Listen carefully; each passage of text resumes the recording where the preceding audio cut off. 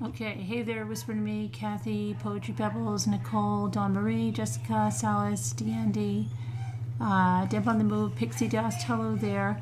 I'm going to just go quickly and just put this out in Slack so everybody knows that we're live. There's Slack over here. And go to General.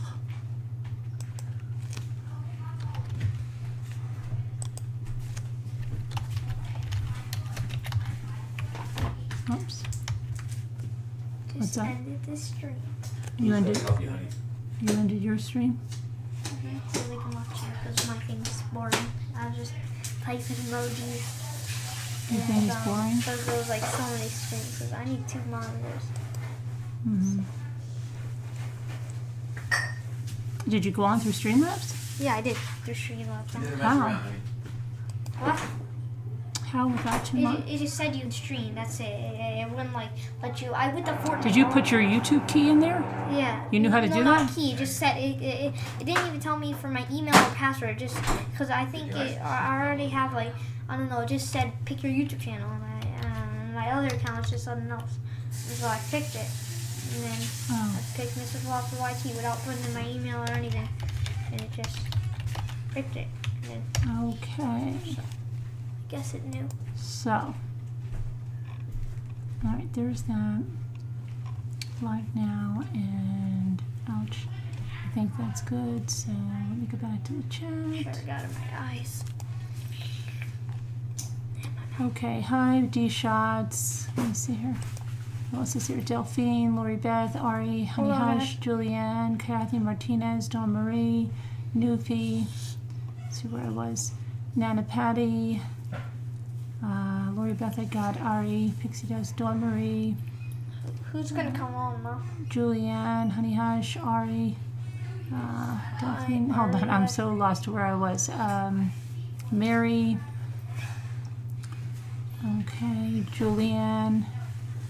Let me see here. Okay, got it. What are you doing?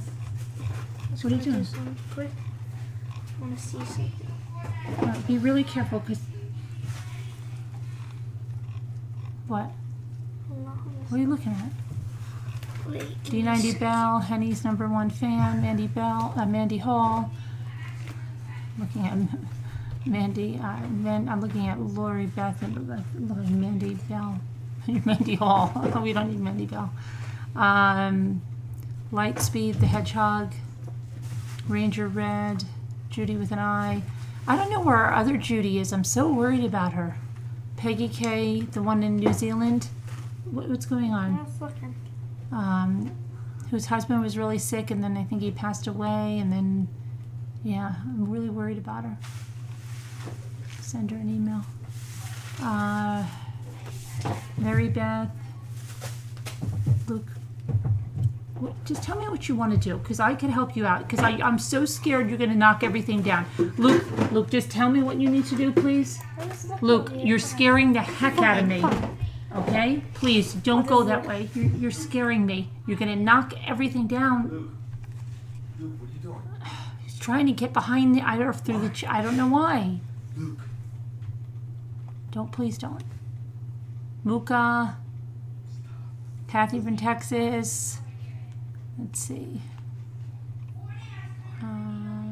Peggy K. Let's see. Knitting. Hi there. Okay. So, Katie Cat. Let's just wait till we get a few more in here. Get up to 100, and then we'll see. Luke's making me so nervous.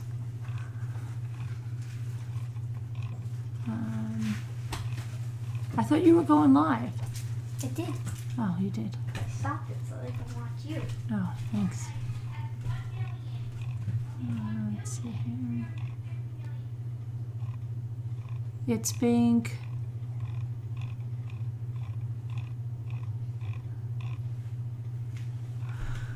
So, let's see.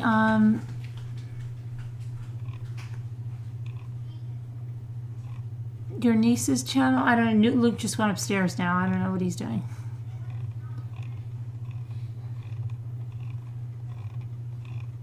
You're saucy. Is this your first time? Well, I know it's your first time here. Hey there. How'd you find us? You are saucy. Hi, Terry. Caroline Connor. No, you didn't miss Rocky. Jimmy? Yeah. Are you going to be taking Rocky out?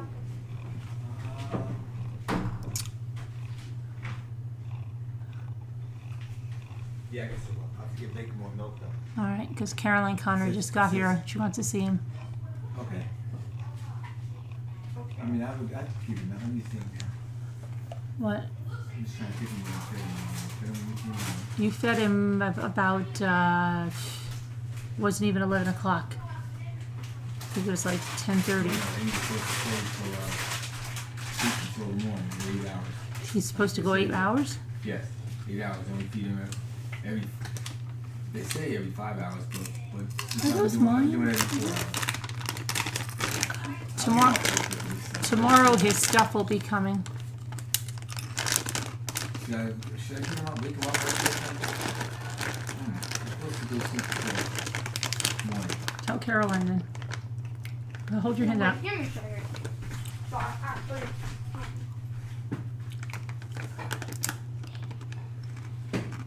No, they're not new flowers. They're dead flowers.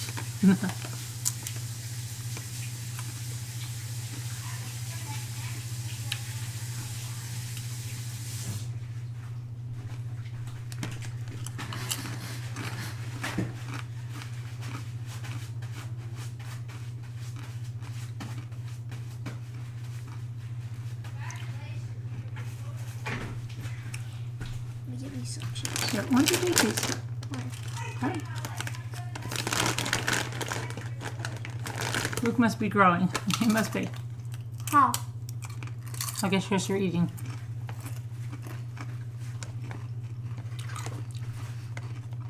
Alma, Luffy. I think Caroline would like to see him when she's on the panel so Rocky can hear her voice and not forget her.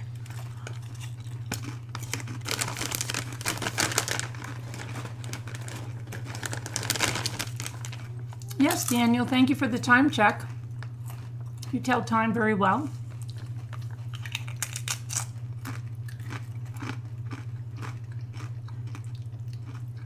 Now we're going to get in trouble for chewing.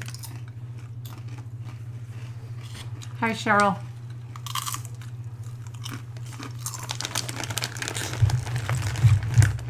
You didn't get a notification, Donna Marie?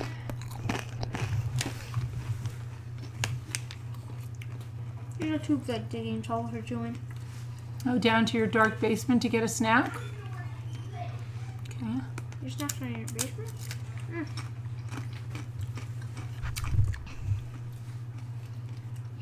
Well, trolls give us views, so yeah.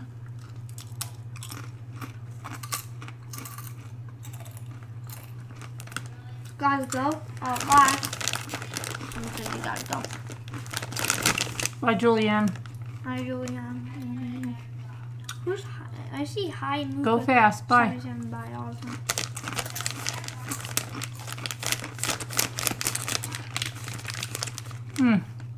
No, Lori Beth, I have not.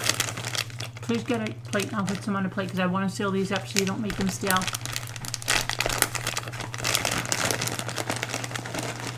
Hi, Daniel. Okay, we're going to talk about Alyssa Turney. Hey, give me a couple thousand.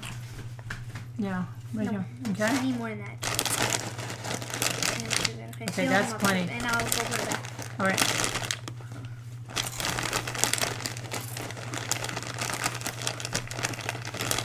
Hook the bell on and off. Now we got these stupid chips out here, and now.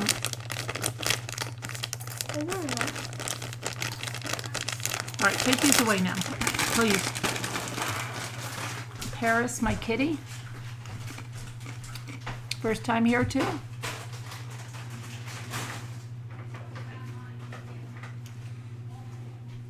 Oh, they're showing. They are showing up, Sandy.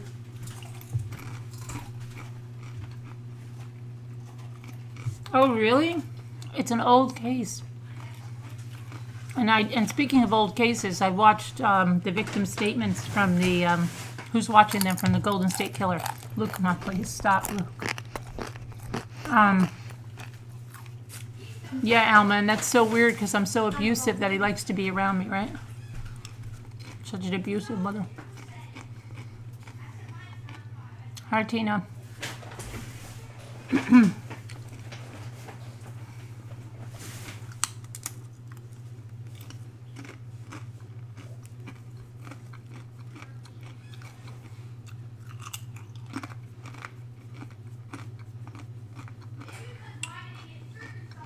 Oh, really, Paris, my kitty?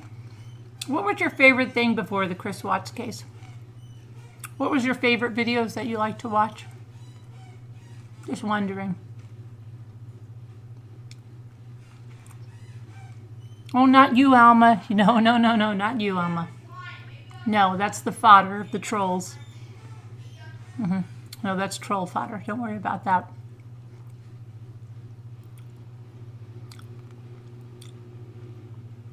Hi, Danielle C. You watched them today? They're, you mean it's been, no, look at this, I've got all stuff on it. They're many, many times. Moot Child Pink, Carolyn, I love seeing Luke running with the camera at the park. It's fun. I think Paris Kitty Cats or whatever, Maria Kitty Cats, whatever, Maria Runkle's Kitty Cats is searching for a video before the Chris Watts case to tell me that she loved. Okay,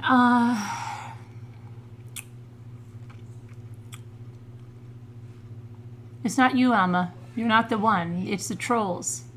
Believe me. It's not you, Alma. I'm saying that you said he likes to be around his mom, so I was just making a reference to something the trolls love to say. That I'm an abusive mother and I abuse my family. Anyway, I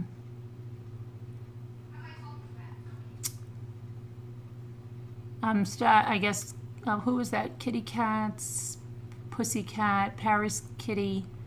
Has to really is searching back there. Paris Kitty, do you have your dates?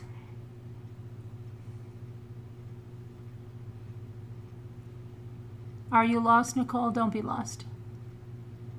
Anything true crime before Chris Watts? That tells me all I need to know, my sweet. But, good try. Not really. Their lives are really sad, honey, hush. Okay,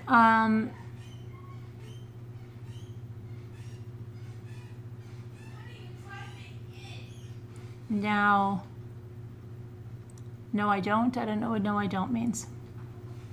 No idea.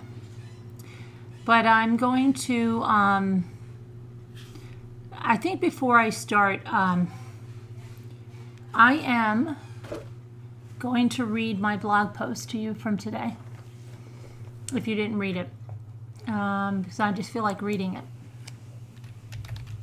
Because I think it's important, and I think it's important for YouTube to know what's happening to vulnerable individuals, okay? So it's entitled, You Don't Know Me, and You Don't Know My Grief. I'll pull it over here. As a YouTube creator, I'm no stranger to the horrible trolls who have targeted me, even called a fake SWAT on me that could have ended tragically and left me with PTSD. When I lost my oldest son unexpectedly on May 6th of this year, it did not take long for the ugliest of trolls to attack. They are narcissistic individuals without empathy. They made jokes about my son and about my grief. Nothing was off limits for them.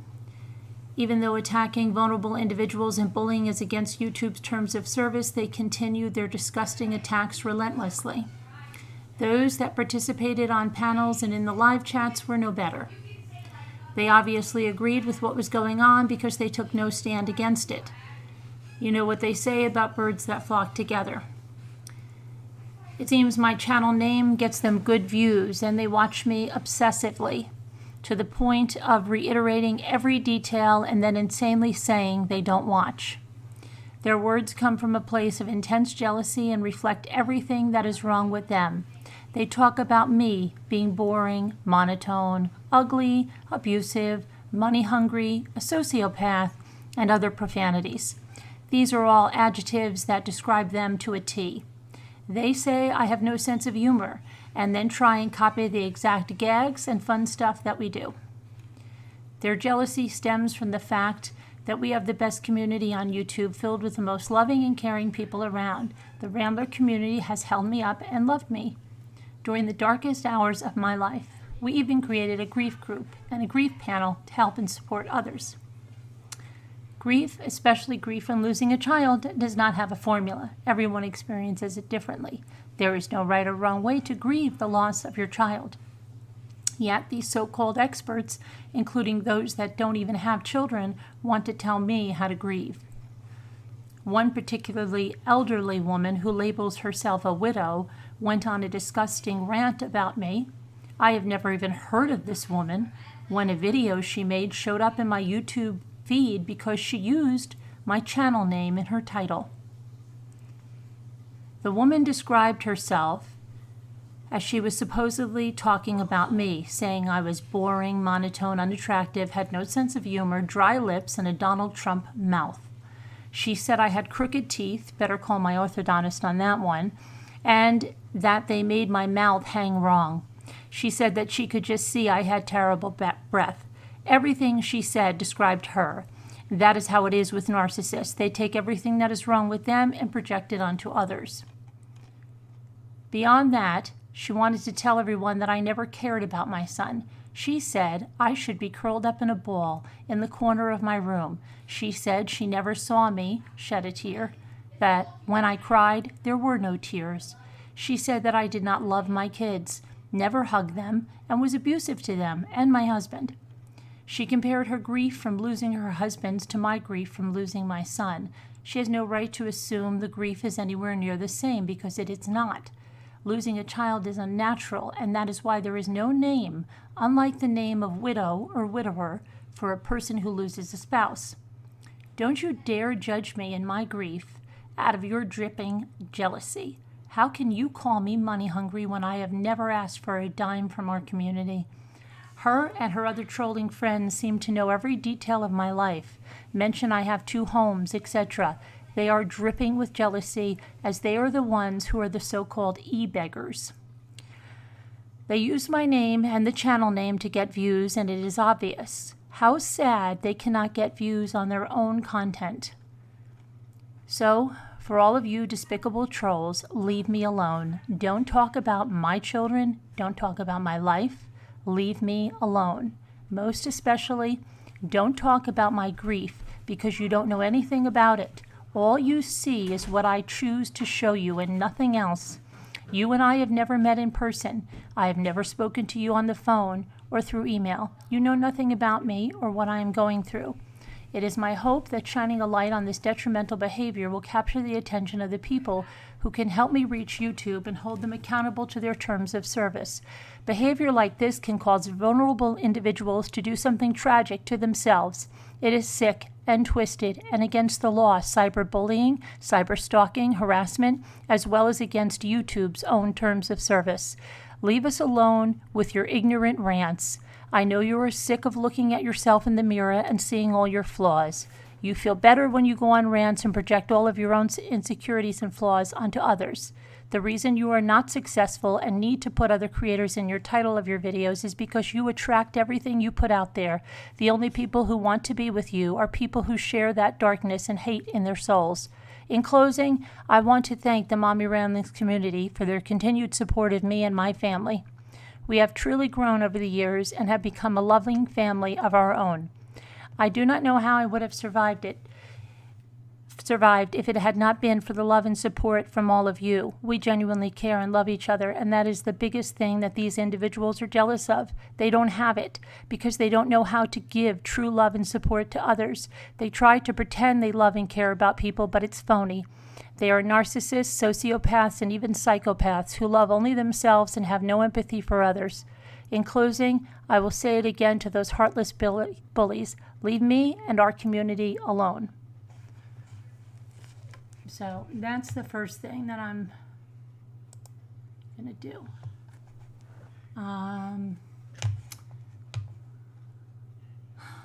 Let's see.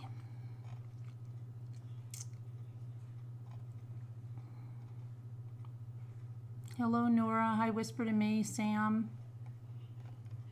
Nicole Griffith, I got right. Sandy. Well, Sharon Martin. To Scooter. Dawn Marie.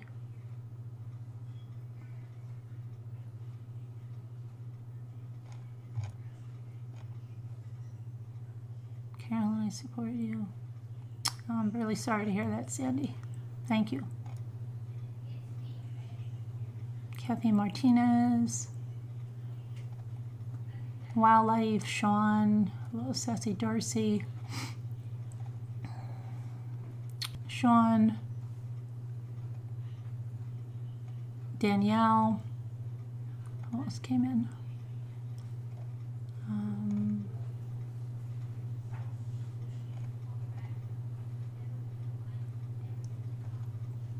So let's see. All right, so that's the post. That's a lot of stuff. I mainly live in South Africa, and there's nothing. Oh, thank you, Belly Dancer. That's sweet. Hi, Linda Irby. Hi, the Bryan clan.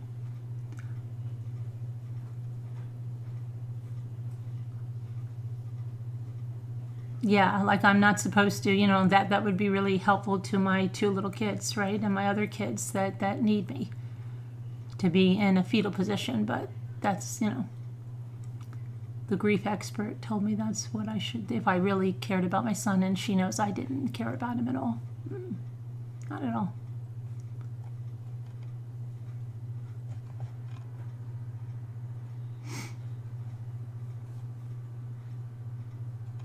No, it's just, yeah, I don't even, see, the thing is that that this woman obviously comes in under another name because she knew everything, and I have never once heard her name. Not one time have I, and because she used my title in her title, it showed up in my feed.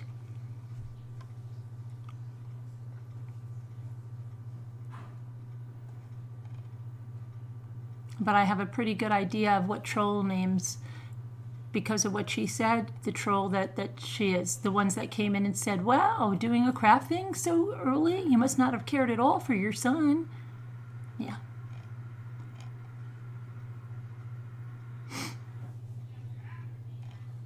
No, I'm not going to give her name because she's not worth it. She's not worth it. She's not worth a view. She's not worth anything.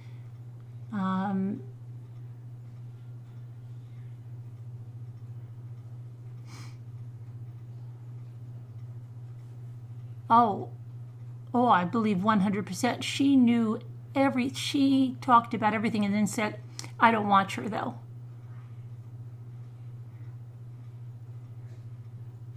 But anyway, that's it. So I've been dealing with that for a couple of days.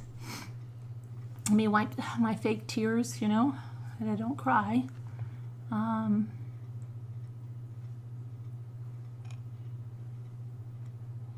Do you know she has a YouTube channel? No, I don't know her. I think somebody mentioned it, but no, I don't know. I think somebody mentioned it about Instagram, and I wrote her a comment on Instagram that I was sorry for her loss, but I don't know her.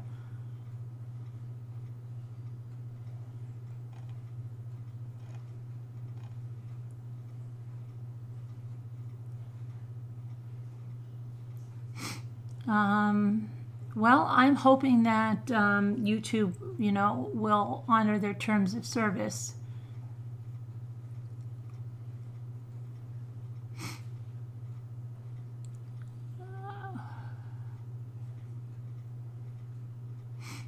Oh, we're not even, okay, that lady's bad enough, but this is not even the lady that you're thinking of, Moonchild Pink. This is another lady that I've never even heard her name.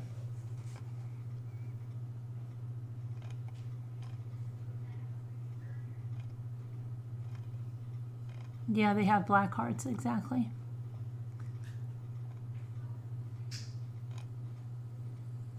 Okay, so let's go on to the Alyssa Turney now. Okay. It's just, I've been off after, you know, just it just makes you feel off and disgusting. And I wouldn't even have seen it had she not put my name in the title. Because it came up in my stupid feed. Okay, so we have the breaking news. The stepfather of missing teen Alyssa Turney has been arrested for murder. Okay, so some of you said you didn't, you know the Alyssa Turney story. I mean, we can go through some of it, but let me just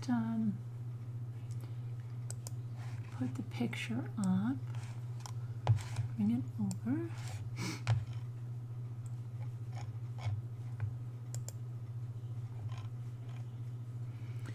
Okay, so the stepfather of Alyssa Turney, and she's a teen girl who disappeared in 2001, has been arrested. In a Facebook Live press statement, the Phoenix Police Department announced the arrest of Michael Roy Turney on charges of second-degree murder. Alyssa had just turned 17 when she mysteriously vanished. She told her boyfriend that her stepfather was picking her up early at Paradise Valley High School in Phoenix on May 17, 2001, and she was never seen again. Michael Turney pushed the idea that Alyssa ran away from home. Family members found a handwritten note, reportedly written by Alyssa, claiming that she was going to California. Michael Turney contacted the police, but after an exhaustive search, the trail went cold. In 2008, authorities announced foul play was involved in Alyssa's disappearance. After investigators learned of accusations of sexual abuse by Michael Turney, the focus on the case shifted to criminal investigation. This was not a runaway child. Something else happened, Phoenix PD said on Thursday. Now, her sister, Sarah Turney, okay, who's been, very, very vocal in this and even had a podcast, okay, said, "I'm shaking and I'm crying. We did it, you guys. He's been arrested. OMG, thank you. Justice for Alyssa. Never give up hope that you can get justice. It took almost 20 years, but we did it." Okay, so that was... I don't wait to scroll up. what? Sorry. Oh, you don't want to wait to scroll up? Please, yeah, because I fed him last. I plan on him going to sleep. I'll get up in the morning and feed him, but I'll try to have him up because I just don't want to wake him up. He's not supposed to eat yet. All right, Carolyn, he says the squirrel's asleep and I don't know if I should just wake him up he doesn't want to just wake him up if he's not going to feed him, but we'll try to have him on tomorrow night. I'll be sure to take it tomorrow night earlier, and you can come on and say hi. I'll text you when we're going to go on. Is that fine? I hope so. I can't see the chat. I hope so. Sorry about that, I Caroline. just don't know about waking him up. He doesn't want to wake him up because he's sleeping now, and we're going to have his Henry stuff in tomorrow. So, okay, so the police department then, let's see, they had a little press. Let's go to where Community. All right, okay. So, This passion you have they, is associated with the community. Accountable. It's the last time that anyone's trying to get to the beginning of this because there's a the lot, last and I'm not doing too well. Okay, make sure that door is closed, please. Thank you. All right, she should be coming to the podium because otherwise, every time I try to move it, it doesn't give us the great thing. Okay, here she comes now. Good afternoon, everyone. Thank you for participating in this. Good afternoon, everyone. Thank you for participating. My name is Alyssa. On May 17th, 2001, Paradise Valley High School student Alyssa Turney poked her head into her boyfriend's woodshop class to say her dad was picking her up early. That was the last time that anyone saw her alive. Her stepfather was taking her out of school early. and Alyssa was only 17 years old. And she loved animals, drawing, and music. She had a part-time job at a local fast food restaurant. She had plans on the evening that she disappeared to go celebrate with some upperclassmen that were graduating. According to those who knew her, Alyssa was a good kid who never missed work or school. She was a good student and enjoyed being with her friends. Alyssa's life was just beginning.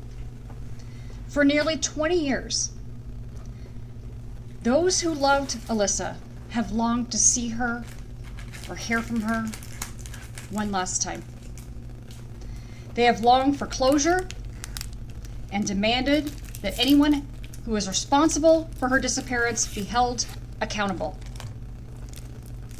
Today, I am announcing the grand jury indictment for second-degree murder of Michael Roy Turney, Alyssa's stepfather. With this announcement, I must say that a charge of a crime is merely an accusation. The defendant is presumed innocent until proven guilty. And I would also be remiss if I didn't take a moment to thank the dedicated officers at the Phoenix Police Department for their decade-long work on this case. They worked tirelessly to get us to this point. They laid down the facts as they saw them. They didn't give up on Alyssa. Their integrity and professionalism is what we expect from our police departments, and I could not be prouder of them, and so should the community. To Alyssa's sister, Sarah Turney, your perseverance and commitment to finding justice for your sister, Alyssa, is a testament to the love of a sister. Because of that love, Alyssa's light has never gone out. And she lives on in the stories and photos that you have shared with the community.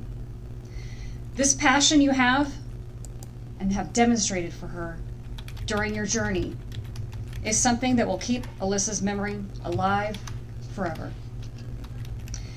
And while this is just the first step of many seeking justice for Alyssa, I am committed to bringing anyone, the person responsible for Alyssa's death, to justice. Seeking justice for victims of crime and their families will always be important and job one for this office, and it's why I became a prosecutor, to protect victims of this community and hold those who do wrong accountable. When seeking justice on behalf of victims, being a voice for those who can no longer speak for themselves, like Alyssa, those guide us every single day. Because in our office, our prosecutors do the right things for the right reasons every single time. Even when someone's light might have been turned off, we will keep it alive. And with that, I'd like to welcome Phoenix Police Chief Jerry Williams. So good afternoon. Thank you, County Attorney Alyssa Turney. I want to thank our partners with your office. We've worked very closely with your folks, and in order to bring this case to the point where an arrest could be made. So getting to this point involved work of hours within 2 decades of folks on my department. I am so proud of our investigators who never gave up on this case and worked so hard to get justice for Alyssa Turney and the loved ones who were impacted by her disappearance. Countless people worked on this case, but there are 2 people in particular I would like to mention who worked tenaciously to bring this matter to justice. Detective Stuart Summershoe and Detective Will Anderson have followed this case for more than a decade, and their work, your work, has led us to the point where we are at today, where the grand jury has indicted a suspect and an arrest has been made. They've worked closely with the family members of Alyssa Turney and never let setbacks discourage them. As was mentioned about passion and tenacity, this is a passion and commitment, and is why I'm so proud to be a member of the Phoenix Police Department. Thank you very much. Thank you. Thank you, Chief Williams. And with that, we'll take some questions.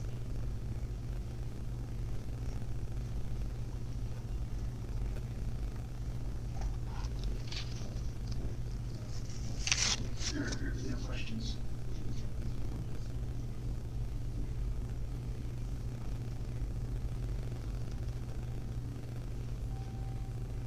And we have a question from Justin Long. Justin, your microphone is live. If you'll unmute yours, you're ready to go.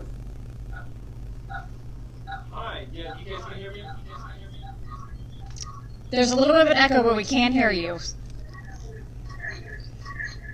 Would just like to ask you, Alyssa, just what it's like to nearly 20 years of this high-profile cold case and finally the relief of getting this arrest made and just, being able to tell Sarah that this has been done.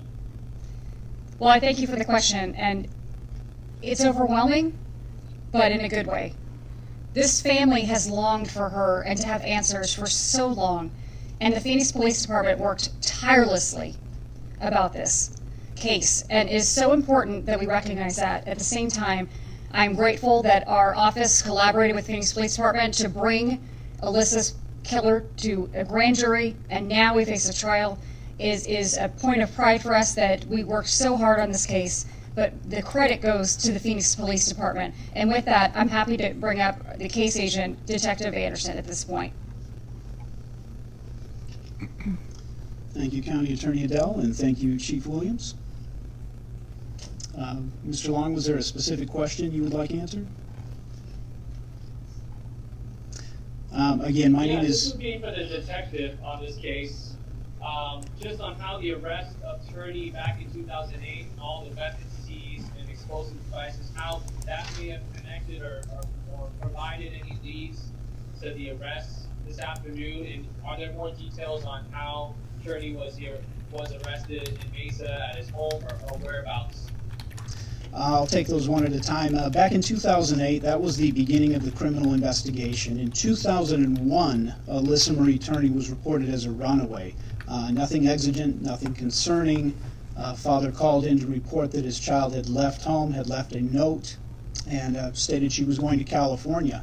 The progression of the case beyond that was handled exactly how that was explained, as a missing child.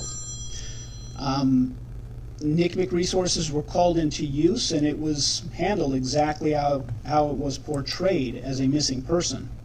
In 2008, we became aware of additional information. We began a consummate reinvestigation of the Turney disappearance, and that involved more than 200 interviews of people who knew her, people from her neighborhood, former friends from elementary school, Barry Goldwater High School, Paradise Valley High School, her boyfriend at the time of her disappearance, and in-depth interviews with her family members, the people closest to her, the people she worked with.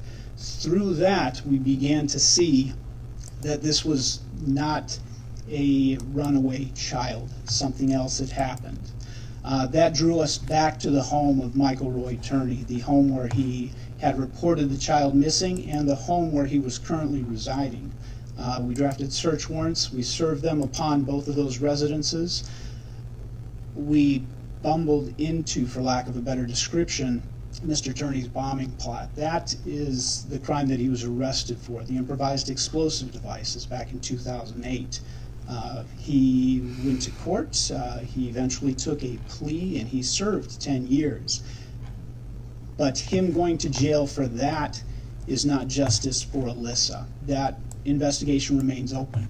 Missing person cases remain open until recovery of that person. I wanted to thank the Maricopa County Attorney's Office for allowing us to present this case to the grand jury. No body homicide investigations are some of the most difficult cases in the world to resolve.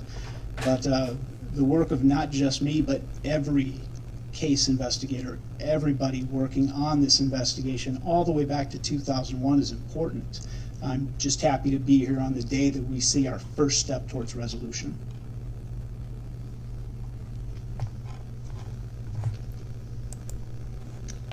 Thank you, Detective. We have a little bit more time for questions. Do we have any other questions? Yeah, William Pitts has a question. William, your microphone is live. If you'll unmute on your end, you're ready to go. Hi, as the detective said, no body homicides are very difficult to prosecute. How are we certain that Alyssa is actually dead at this point? What evidence is there to tie him to a murder if we don't have a body? Well, I appreciate the question. However, I can't answer that, especially because we're very mindful of pretrial publicity as our ethical duty as prosecutors. However, we had sufficient information to go forward, and the grand jury issued an indictment. Okay, so that's the end of that. And then I gave you a couple of sites to go look, but I want to just do one other thing. In 2019, in April of 2019, her sister wrote something, 5 reasons I know my father killed my sister, Alyssa Turney. And she says, I often get asked why I think my father killed Alyssa, and it's a fair question. But when I'm asked, my mind explodes into 1,000 different thoughts and memories that piece together my strong conviction. When researching my father's life, you could easily find yourself going back decades before Alyssa was born. And it's important to understand all of the insane circumstances that led to the point in which Michael Turney killed Alyssa. But it can be daunting. In an attempt to educate as many people as possible about this case, I realized I needed to simplify it. So although there are so many more, here are the top 5 pieces of evidence against my father for the murder of my sister, Alyssa Turney. 1. Abuse. The evidence that Alyssa was likely being abused for the majority of her life is overwhelming and heartbreaking. There were over 20 statements given to the police stating that Alyssa was being physically and sexually abused by our father. These statements were provided by friends, family, and a teacher of Alyssa's that our father was dating. There are also letters written by Alyssa describing the abuse. The relationship our father had with Alyssa is commonly described by those who knew her as one closer to an abusive boyfriend rather than a fatherly figure. He was extremely possessive, often sitting in the parking lot of Alyssa's part-time job to ensure she was where she was supposed to be. He constantly warned her friends and their parents of how she was gullible and unable to take care of herself. He also required Alyssa to sign behavioral contracts that included a clause stating that he never sexually or physically abused her. Approximately 1 year before Alyssa disappeared, Child Protective Services received a call from our father stating that his stepdaughter, Alyssa, was going to call them and falsely accuse him of sexually abusing her, so he would buy her a new car. He acknowledges this, but states that he only called to ask what he could do as a parent when a parent is being falsely accused of abuse. It should be noted that Alyssa, in fact, had a car previously that was sold because she was afraid to drive, and that her father constantly offered to buy her another one so she could help drive me to school and run errands. My father did not display this behavior with any of his other 5 children. This abuse and the fear of it becoming public knowledge is what I believe to be his strongest motive to murder Alyssa. Below is a video of a very disturbing interaction between Alyssa and our father. Let's see if I can pull it over here. And let's see if this will stay here. Hold on.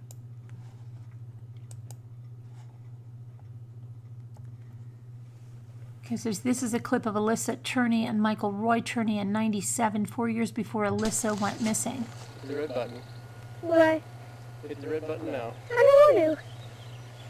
How do I record? Hit the red button. I'm recording.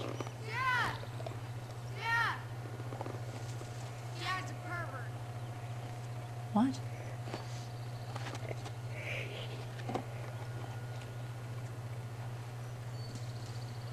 Yes, sir. Give me the camera now.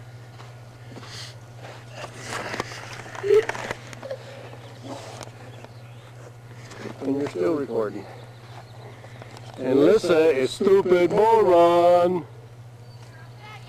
Alyssa's a stupid moron.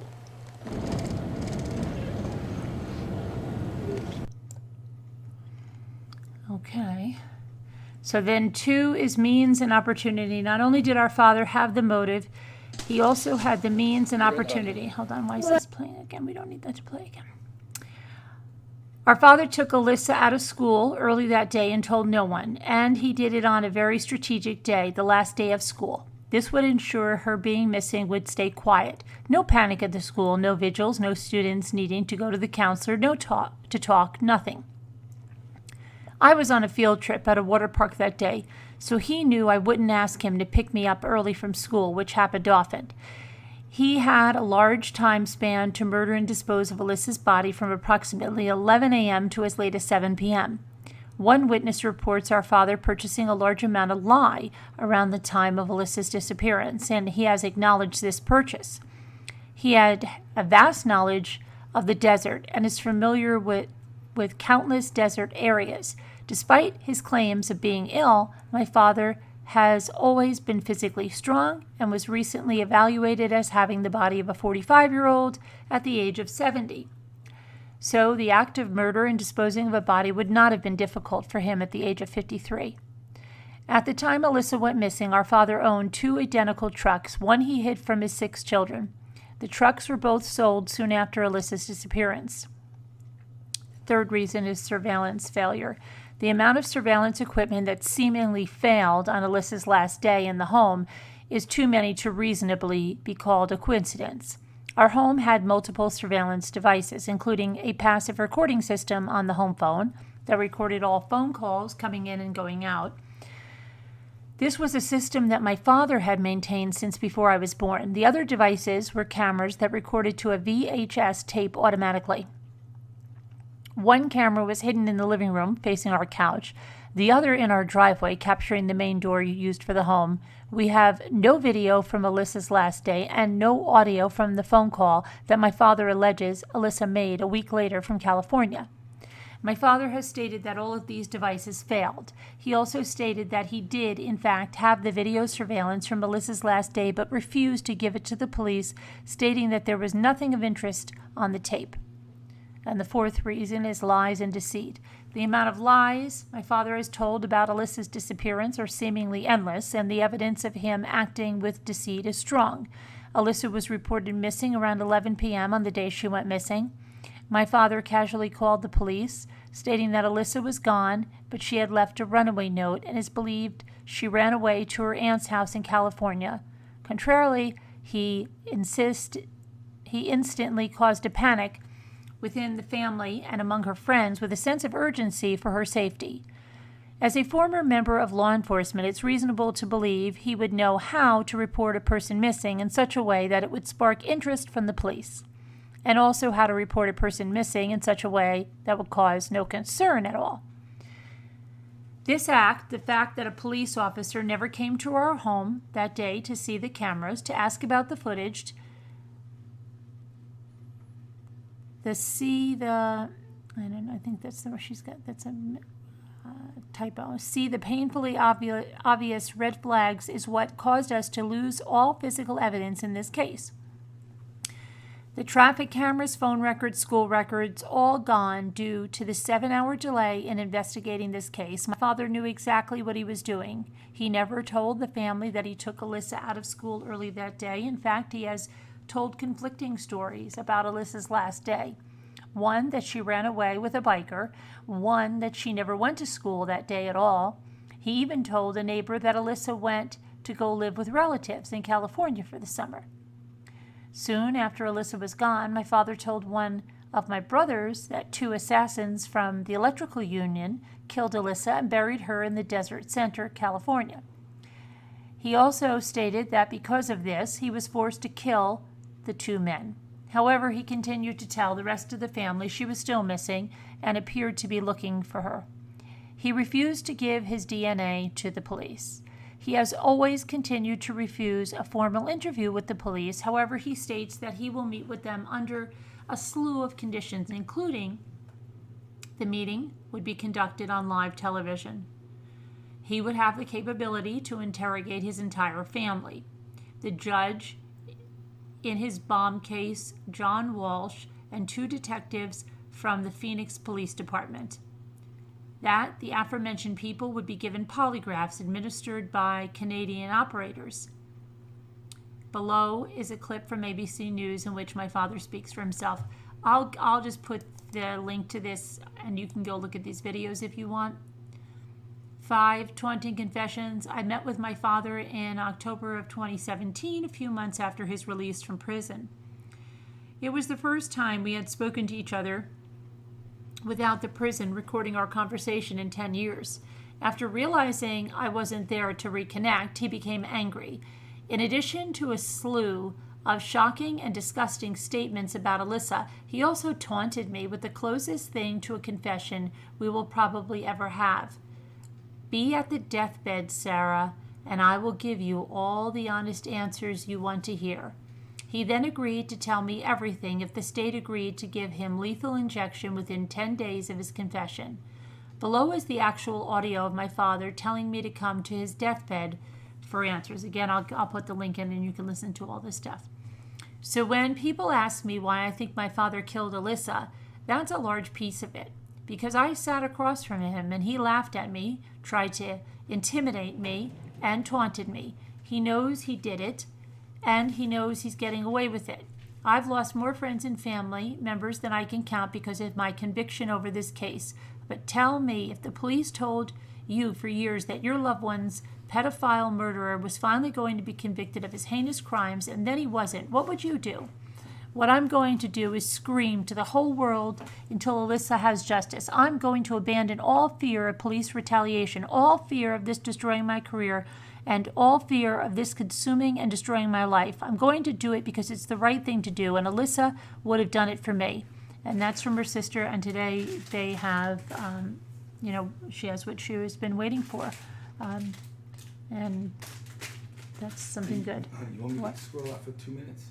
Or no? On the fecal balls. On his balls. I don't know. Do you want to get a... You want? I don't know. Let me see. So let me put that link in the chat. And there you go. I'll get him out for 2 minutes and put it back. Well, let me see if Caroline is still here. She's still here. Caroline, do you want to see the squirrel? Hi, Advocate.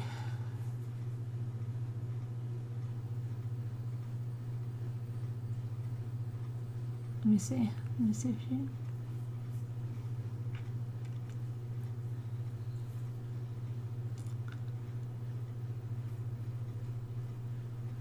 It's a little delay, so you gotta wait.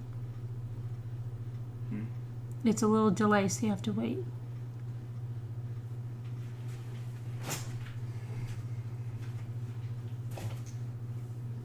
If she's there, let's go get She's there. Yeah, she's here. All right. It's gonna get this girl. Rocky Rambler. To get a mug with Rocky Rambler.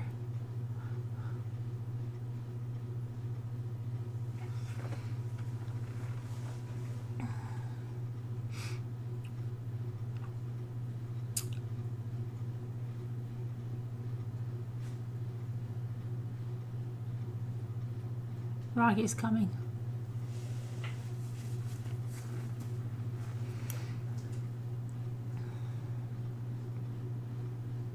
Rocky's coming. Did you want, I mean, I can, I don't know if anybody wants to.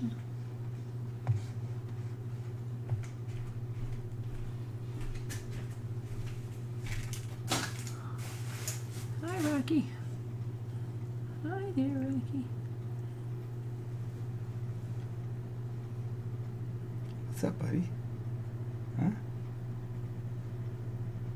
He said, where's my food? So I'm going to go ahead and put him back to sleep. That's what's going to get him out, since let him know that he's not the alpha male around this house here. Okay, so let me see. Hi, Nates. Hi, Nates.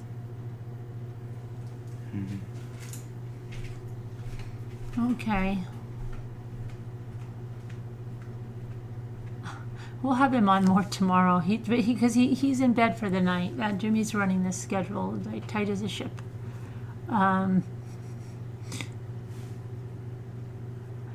my gosh. So there we have that. And again, you've got those links, let me see, for those sites that you can go in and check those out. And let's see. What else is I going to?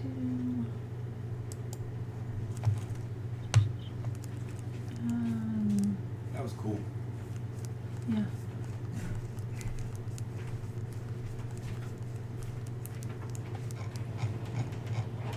So, and here, let me see here, this is, in 2001, Alyssa Turney was a 17-year-old junior in high school, living with her stepsister, Sarah, and her stepfather, Michael Turney. Alyssa's mother had passed away, and Michael's older three boys were living out of the house. Each sister had a very different relationship with their father. Michael was a cool, laid-back dad with Sarah, but with Alyssa, he was more uptight and strict and monitored her whereabouts. He told Sarah he did this because Alyssa needed more guidance and direction in life. Tensions between Alyssa and her stepfather were always high. May 17, 2001 was the last day of school before summer break, and Michael failed to show up after school to pick Sarah up. She ended up walking to a friend's house to wait for him.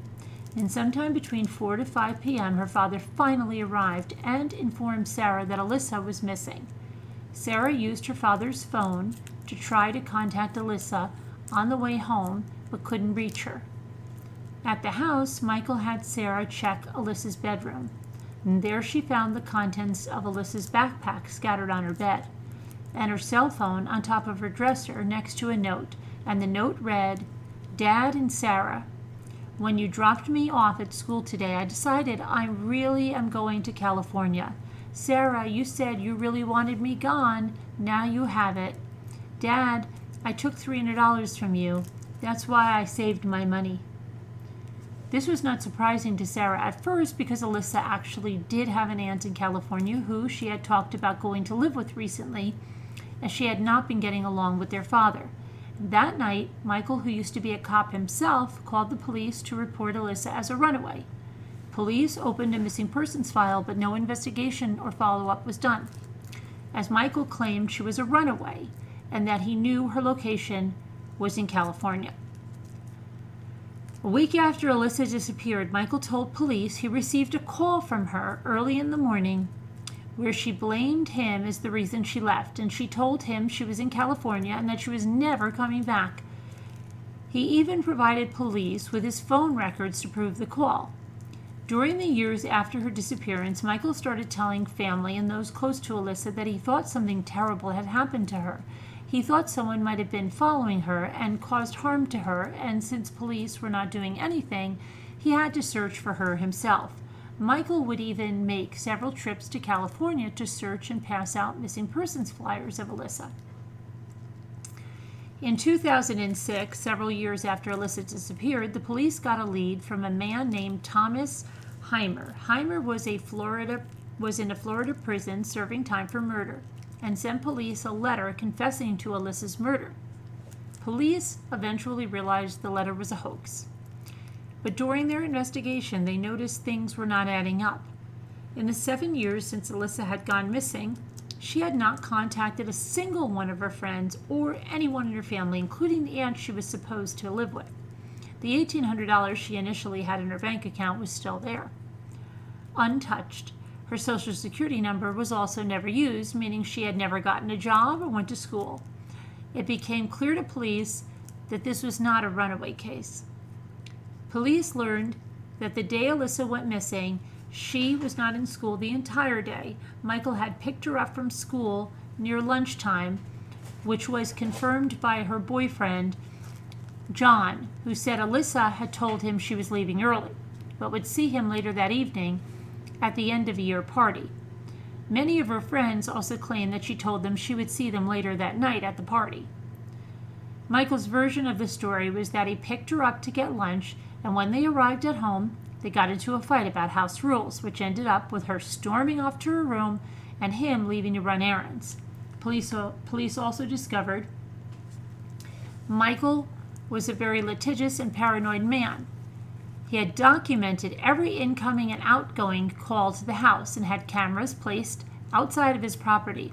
There was even a hidden one in the vent of the living room. When police asked for the videotapes of the day of Alyssa's disappearance, Michael told them that he reviewed them and there was nothing to see. When they asked for the audio tapes of that day, he told them that unfortunately on that day the recorder had been turned off, so nothing was recorded. At that point, police now had enough probable cause to search the house. In doing so, investigators came across 26 homemade pipe bombs and a 90-page manifesto written by Michael. In the manifesto, Michael claimed that Alyssa had run away, but he believed she was followed by 2 men from the electrical union he used to work for. And during his time at the electrical union, he was a whistleblower, and he believed that the men took revenge on him by murdering Alyssa. He then avenged her death by killing the 2 men. The men he was referring to were found to have died of natural causes. Police also recovered tons of paperwork and hundreds of hours of audio and videotapes, but were still unable to find anything from the day Alyssa went missing. Letters were found where Alyssa claims to have been molested by Michael, and contracts were found where Alyssa had signed that she had never been sexually assaulted. Friends, her boyfriend, and a teacher later confirmed about hearing about these allegations. Michael Turney ended up pleading guilty and served 10 years in prison for the 26 pipe bombs. He was also declared to have paranoid personality disorder and required to participate in mental health treatments. Okay, and then August 21st, 2020, Michael Turney has officially been arrested for the disappearance of Alyssa Turney. The Maricopa County Attorney's Office announced second-degree murder charges against him in a press conference that we just played. Alyssa's sister, Sarah Turney, announced the news on Twitter, and we'd read that. Sarah Turney announced a case update from her Voices for Justice podcast that the Phoenix Police Department are submitting Alyssa's case to the prosecutor's office for charges against Michael Turney. And you can listen for more at that Voices for Justice that I gave you. And that is that there. So another development, and then we have the Golden State Killer stuff. Let's see, what else do we have? And the true crime headlines.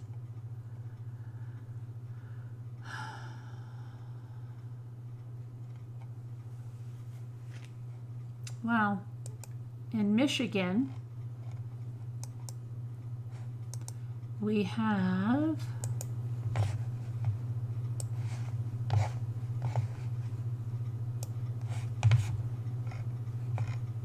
ex-boyfriend slaughters former fiancée, her sister, and 2 cousins in a weekend shooting.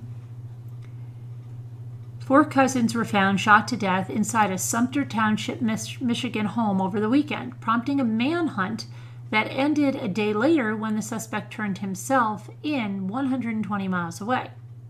Raymond Bailey, 37, was arraigned Wednesday on 4 counts of first-degree murder and 4 counts of felony firearm in the shooting deaths of sisters Laura and Sarah Tanner and their cousins, brothers Forrest and Neil Sampson. Oh, that's horrible. Bailey had a rocky previous relationship with Laura Tanner, and the 2 were at one time engaged. He was charged with assault against her at one point last year, but she was too frightened to testify and the charges were dropped. A protective order against him expired on May 1st. Sumter Township Police Chief Eric Luke said that a frantic 911 call on Saturday from one of the victims led officers to the home of Laura Tanner.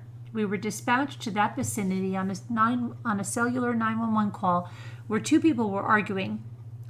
And we pinpointed that house and we came upon the scene. Inside they found the cousins, shot dead.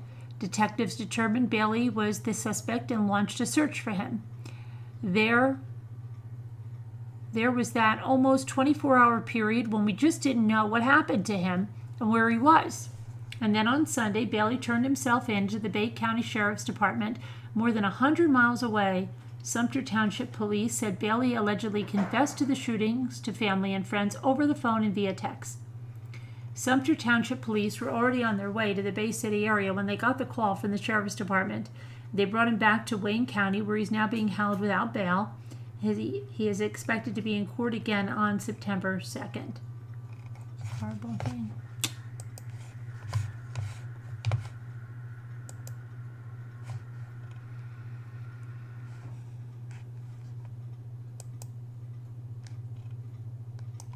Okay, and then we have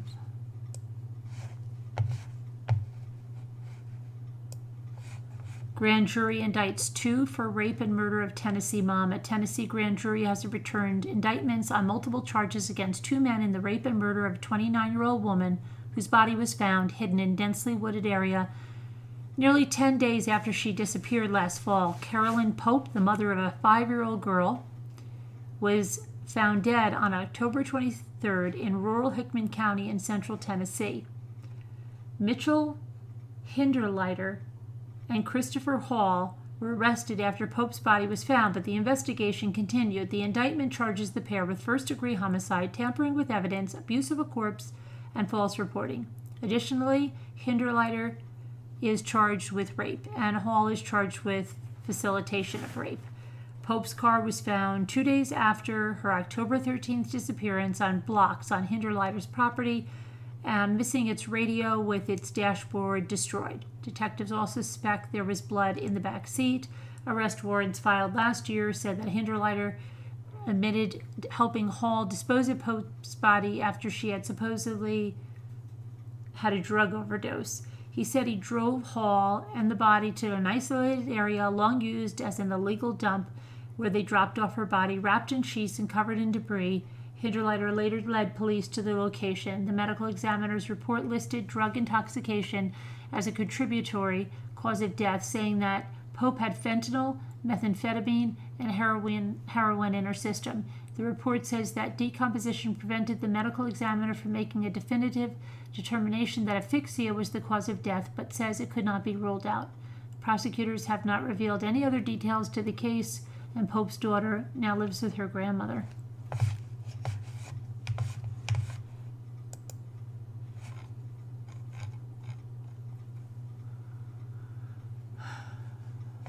Okay, here's another.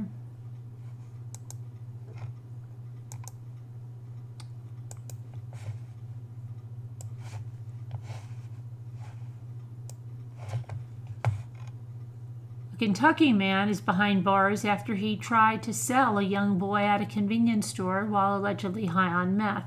According to the Kentucky State Police, 29-year-old Harry Day pleaded guilty Monday to human trafficking. The incident happened at a Speedy Mart gas station in Corbin, where Day attempted to sell a 4-year-old child on August 16th. Day tried to sell the boy for $2,500 to 2 different people without luck. The Herald-Ledger reports that witnesses overheard him and contacted police.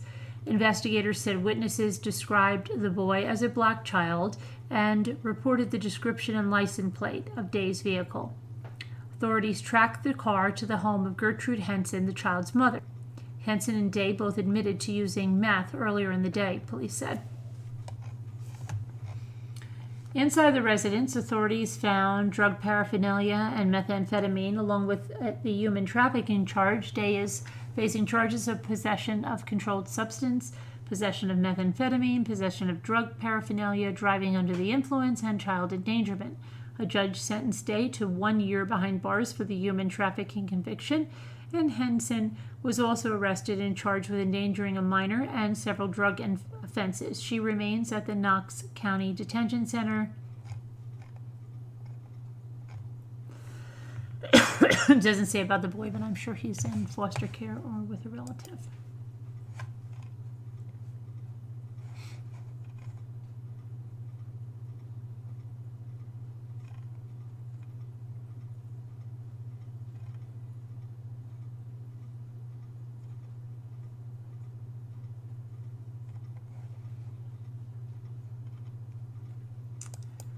Okay, and then we have, let's see, this one.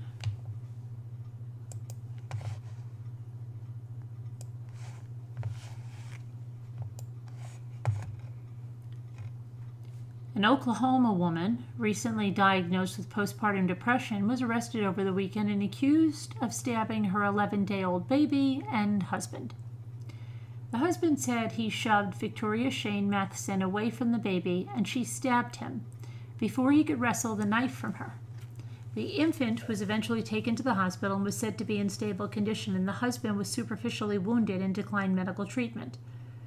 Payne County Sheriff's deputies responded to a call from the husband shortly before 9 p.m. on August 15th, stopping at the York Fire Department when they learned family members had taken the baby there. Investigators said the baby had a laceration on its abdomen. Matheson's mother was at the fire department. She told deputies there were other children at the home and that her daughter had recently been diagnosed with postpartum depression. Deputies went to the residence where they spoke with the husband, who said his wife had kept repeating, "The devil made me do it," and asked him to kill her. When they located Matheson, deputies observed dried blood on Victoria's hands, left leg, and around her nose and mouth, according to an affidavit. Deputies found a 6-inch hunting knife they believe was used in the stabbings, and Matheson was taken to the Payne County Jail. Sheriff Kevin Woodward said the district attorney's office will decide about any charges. "I can say that we have the ability to treat her condition while she is in our custody," he said. "We have a mental health contract with Turnkey, who is our medical provider in the jail. The baby was taken to Stillwater Medical Center and then flown by helicopter to the Oklahoma University Medical Center in Oklahoma City."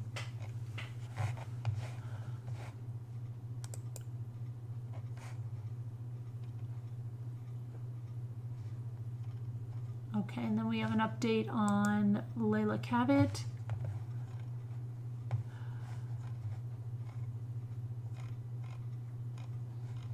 So there is a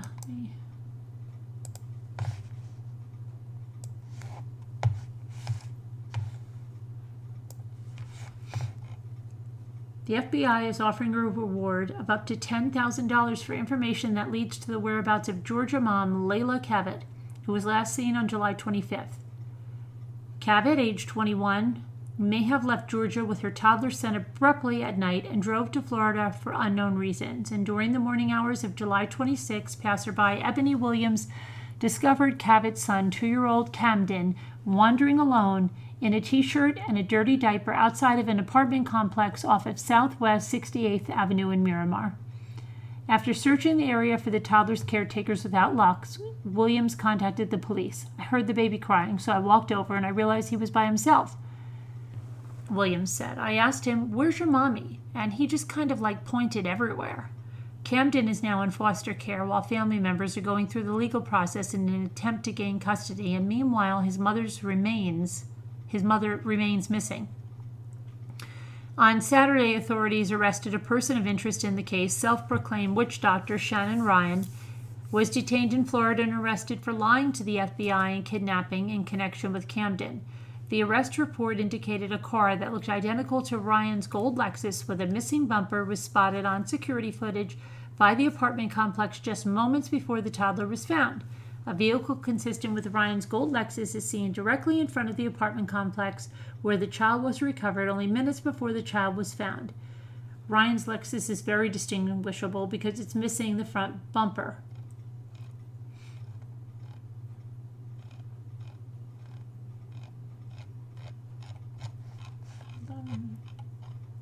Ryan previously admitted he was the last person to have seen Cavett in Florida, but said he didn't know where she was. Ryan allegedly claimed that Cavett and Camden got into a dark sedan with several unknown black males on July 26th at 2:30 a.m. at a racetrack gas station in Hollywood. He said he hasn't seen her since. Investigators reviewed security footage of the gas station, which did not show Laila Cavett leaving in a dark sedan. Further investigators said Ryan went to Walmart and a gas station where he used another person's debit card to buy duct tape, odor eliminator, and an extra large garbage bags. That doesn't sound good.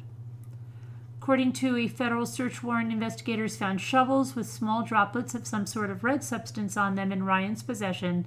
The shovels are currently being tested. Investigators also interviewed several workers at a racetrack gas station where Cavett was spotted on July 25th. Employees said they noticed children's toys and women's clothing in the dumpster. One article of clothing looked identical to the floral pants Cavett was seen wearing on security footage. One of the workers told investigators they saw Ryan near the gas station dumpster. Law enforcement obtained security footage showing Ryan parking his car near the dumpster on July 25th, and search records on Ryan's phone allegedly show incriminating online queries, including in part, what day does commercial garbage pick up for Hollywood, Florida? And does bleach and alcohol make chloroform? On Thursday, George L. Pirro, special agent in charge, FBI Miami, announced the reward offer for information that leads to Cavett. The FBI is actively seeking information relating to the whereabouts of Laila Cavett. We are still relentlessly investigating the circumstances surrounding her disappearance. Any information, no matter how seemingly insignificant, may be important to finding Laila. We thank those who have already provided information and urge other members of our community to come forward.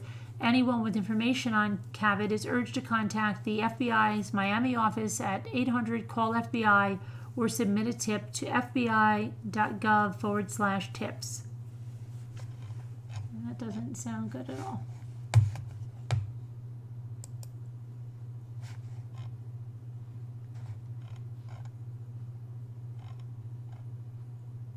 And then we go to Arkansas,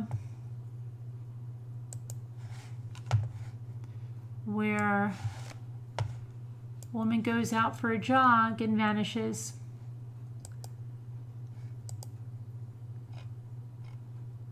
Authorities in Arkansas are searching for a woman who left her home to go jogging on Wednesday and did not return.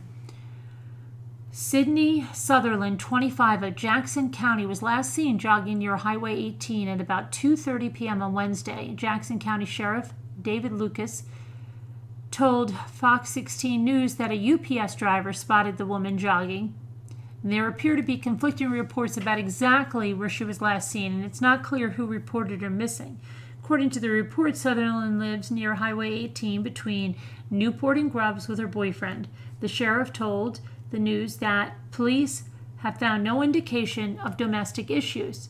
And Sutherland reportedly had her cell phone and Apple Watch with her, and Lucas said that investigators traced her phone to the area of her last known sighting. Authorities are working to retrieve location data from the Apple Watch and are also interviewing family members. At some point on Wednesday, Sutherland went to a gym in Jonesboro, and investigators are reviewing surveillance video footage from the gym. The sheriff reportedly said Sutherland is known to take walks or go jogging in the area where she was last seen. According to information, Jackson County Emergency Management said Sutherland was wearing black athletic shorts and a white tank top, and she's described as having blonde hair and brown eyes, standing 5'3" tall and weighing 103 pounds. Multiple agencies have joined the search, which has now involved helicopters and search dogs. Anyone with information about Sutherland's whereabouts is urged to call Jackson County Sheriff's Office 870-523-5842.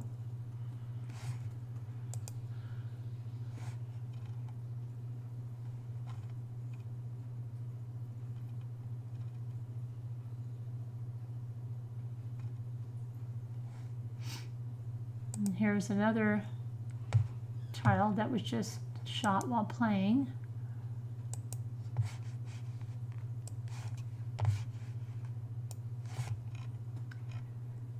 A Kentucky man and his daughter are dead after they were shot numerous times, according to Louisville officials. Police are searching for the shooter.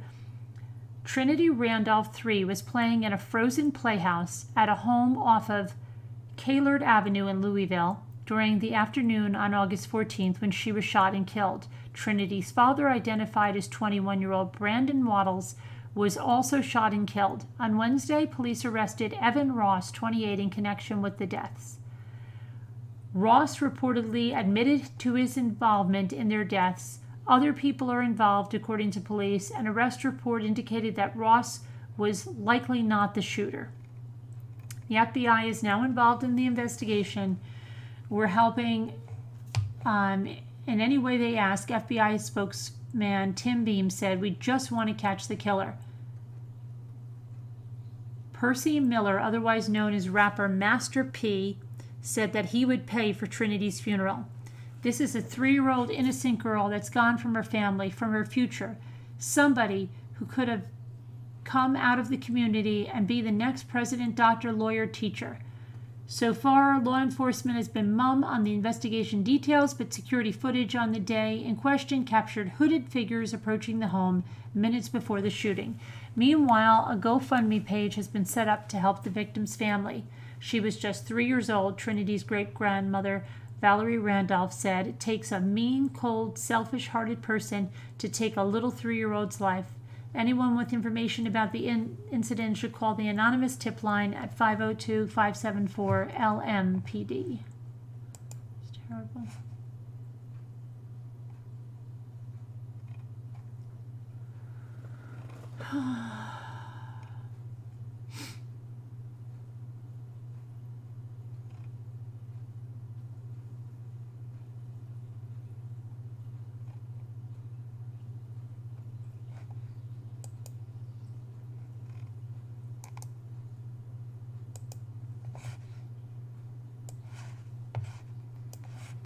Toddler boy dies.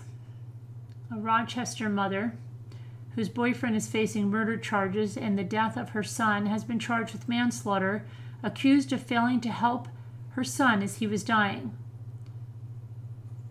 Kamir Marshall died in July after his mother's boyfriend, Anthony Love, allegedly beat him multiple times. Kamir was at home alone with Love on July 11th when the boy's mother, Andrea Lipton, was working at Burger King. When Lipton came home from work, Kamir was reportedly injured and unconscious. According to the report, police say Lipton delayed calling for help, and by the time emergency responders arrived, he was not breathing. The 3-year-old boy was placed on life support at the hospital but died 3 days later.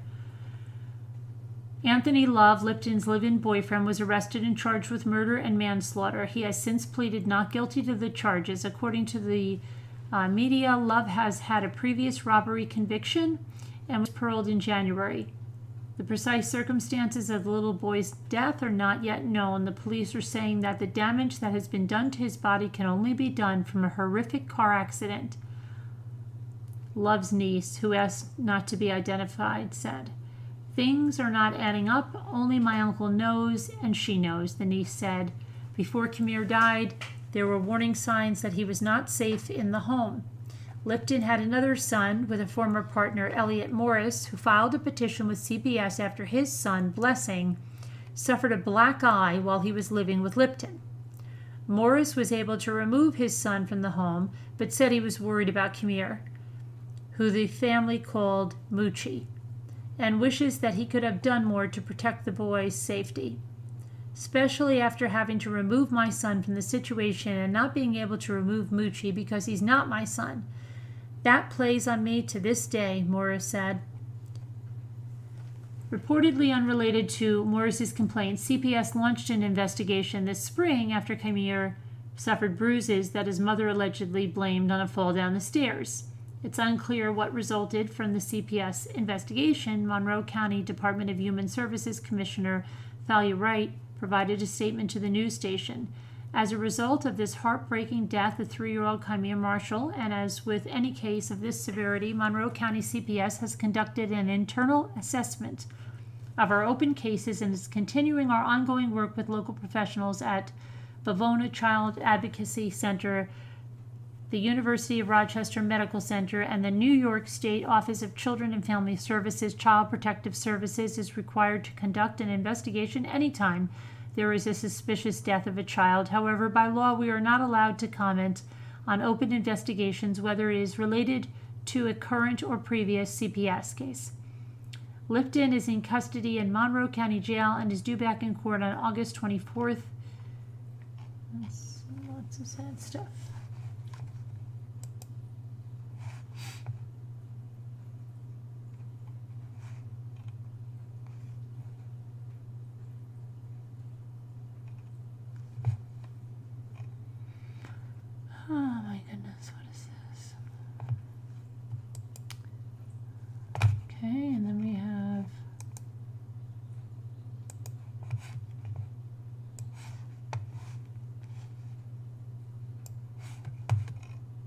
Search continues for missing Pennsylvania 8th grader as police reveal she left a goodbye note for family. Lower Paxton Police announced that 13-year-old Destiny Snyder has been found safe nearly a week after she went missing from her home in the early hours of Sunday morning. The police department issued a statement confirming Destiny's safe return. Destiny Snyder, 13 years old, who has been missing since August 15th, has returned safely. Thank you to all who assisted in the search. The Lower Paxton Police will continue to follow up with Destiny and her family to ensure that they have continued access to all available services to assist them in the future. Destiny is believed to have left a goodbye note for her family when she left home before dawn on Saturday. Her family also said that she has been struggling with mental health issues. Authorities have not yet released any details about how or where she was found.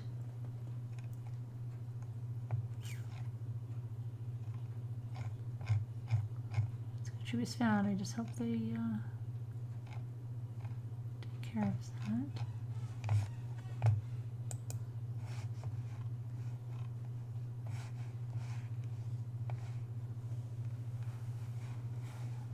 Okay, and then we go to, let's see.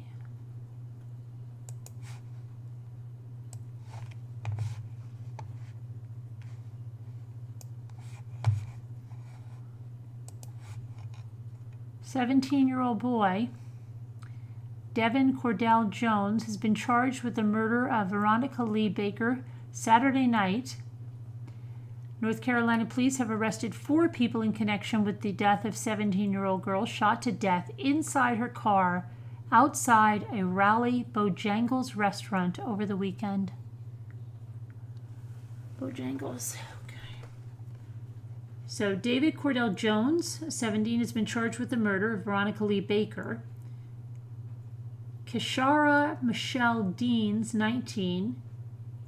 Neziha Zamir Collins, 19. And Tariq Kwame Rogers, 18, have been charged with felony accessory after the fact for trying to help Jones flee to avoid arrest. Collins, Rogers, and Dean appeared in court on Wednesday. Collins and Rogers were given a $500,000 bond each, and Deans was given a $1 million bond because of previous charges in an unrelated incident in June. The murder charge against Jones, a juvenile, would be transferred to adult court if probable cause is found or an indictment returned. The Raleigh Police Department also released a recording of the 911 call that came in shortly after 8 p.m. on Saturday night. The caller said that car doors were open and the car was still running with a woman inside unresponsive. She's not breathing. I've tried to shake her. No response, no nothing. Police arrived quickly, but Baker was pronounced dead on the scene. The victim knew her killer, her father said. The two went to school together at Gardner High School, Jim Baker said, where Veronica was a recent graduate. He said he believed the motive was robbery. Police have not released details of the killing. All 4 suspects were arrested Tuesday night, and warrants say, affidavits say that Deans drove Jones away from the Bojangles while Collins and Rogers took Jones out of the state. Terrible.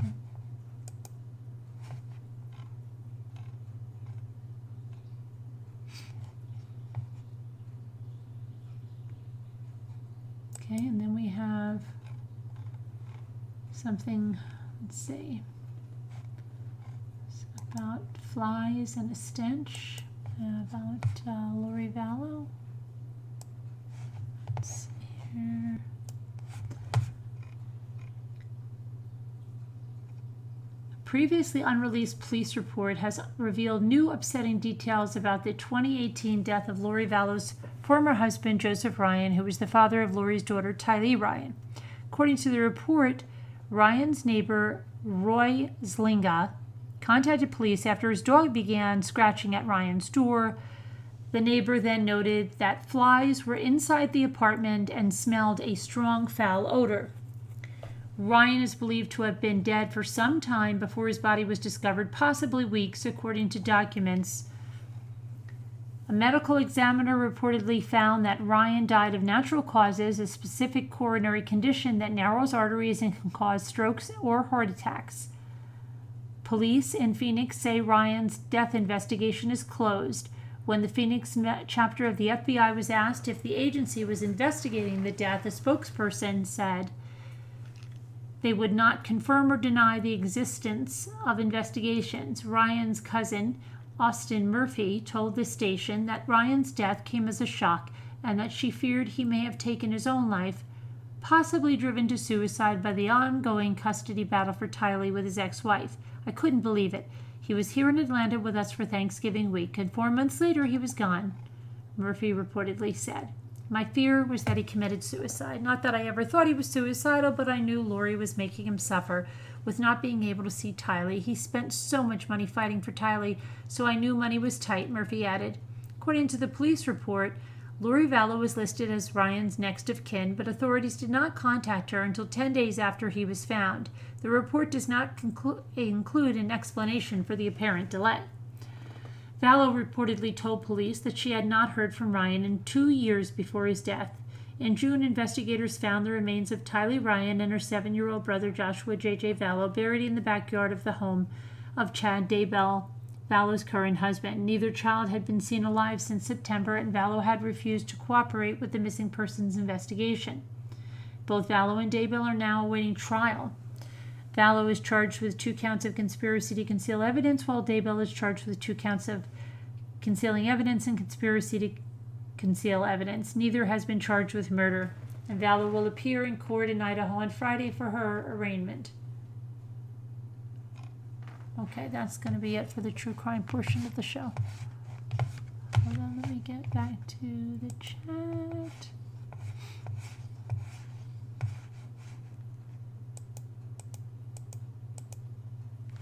Okay, so now we can, what time is it? All right. I will put the numbers in if somebody wants to come on.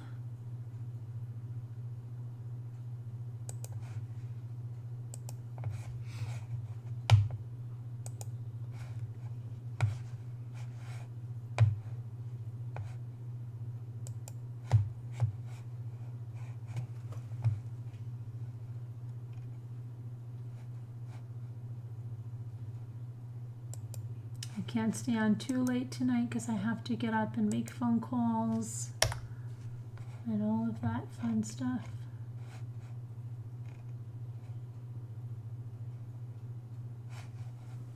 Okay, so I put that there. And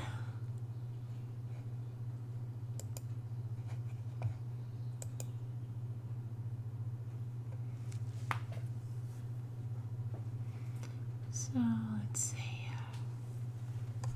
Hi, Diana, Sharon, Carol, Peggy K, Deborah, Ella, Tomei,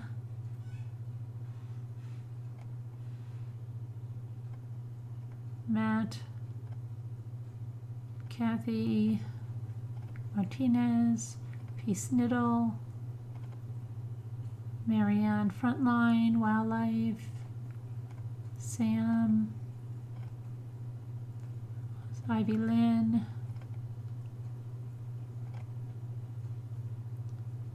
Dreaming, Pixie Dust, Whisper to Me. Yeah, I can't stay on too long because I'm fading fast here. I gotta get up really early. Hi, Augie. Augie, no more Augie Dogmas.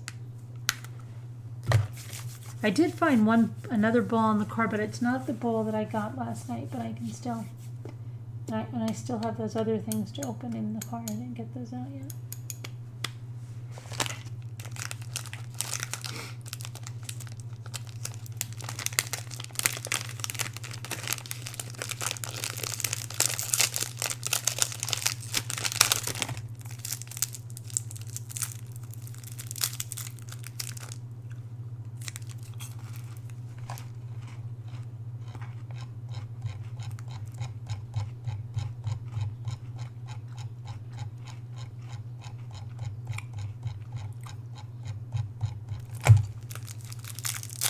Oh, and then let's get our Alissa update.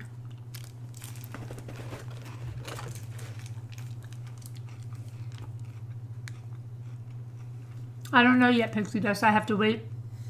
Hopefully tomorrow I'll hear from. They said, the repair company said yes. They checked it. Same thing.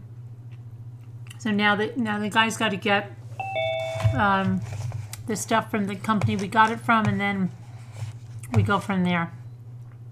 Still have coolers. It's ridiculous.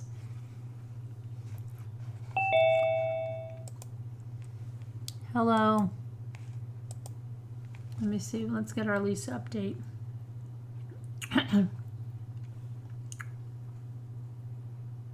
Oh, she's out. She's out of the hospital.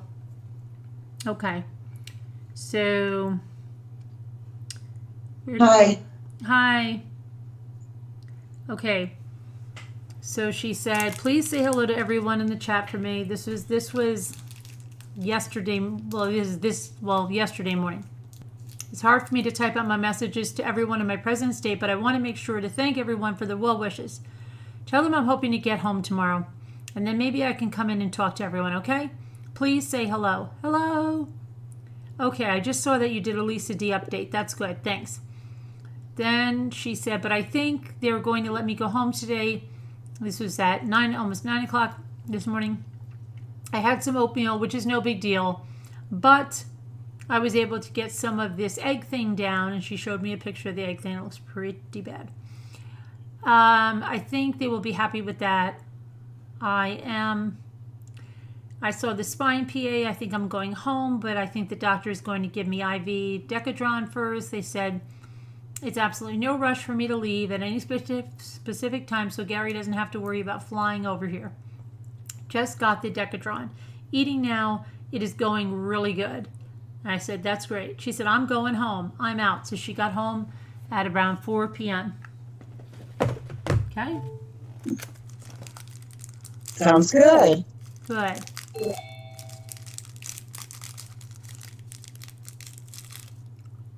Why are you mad at me? What? Did you say, why am I mad at you? Yeah. I'm not mad at you.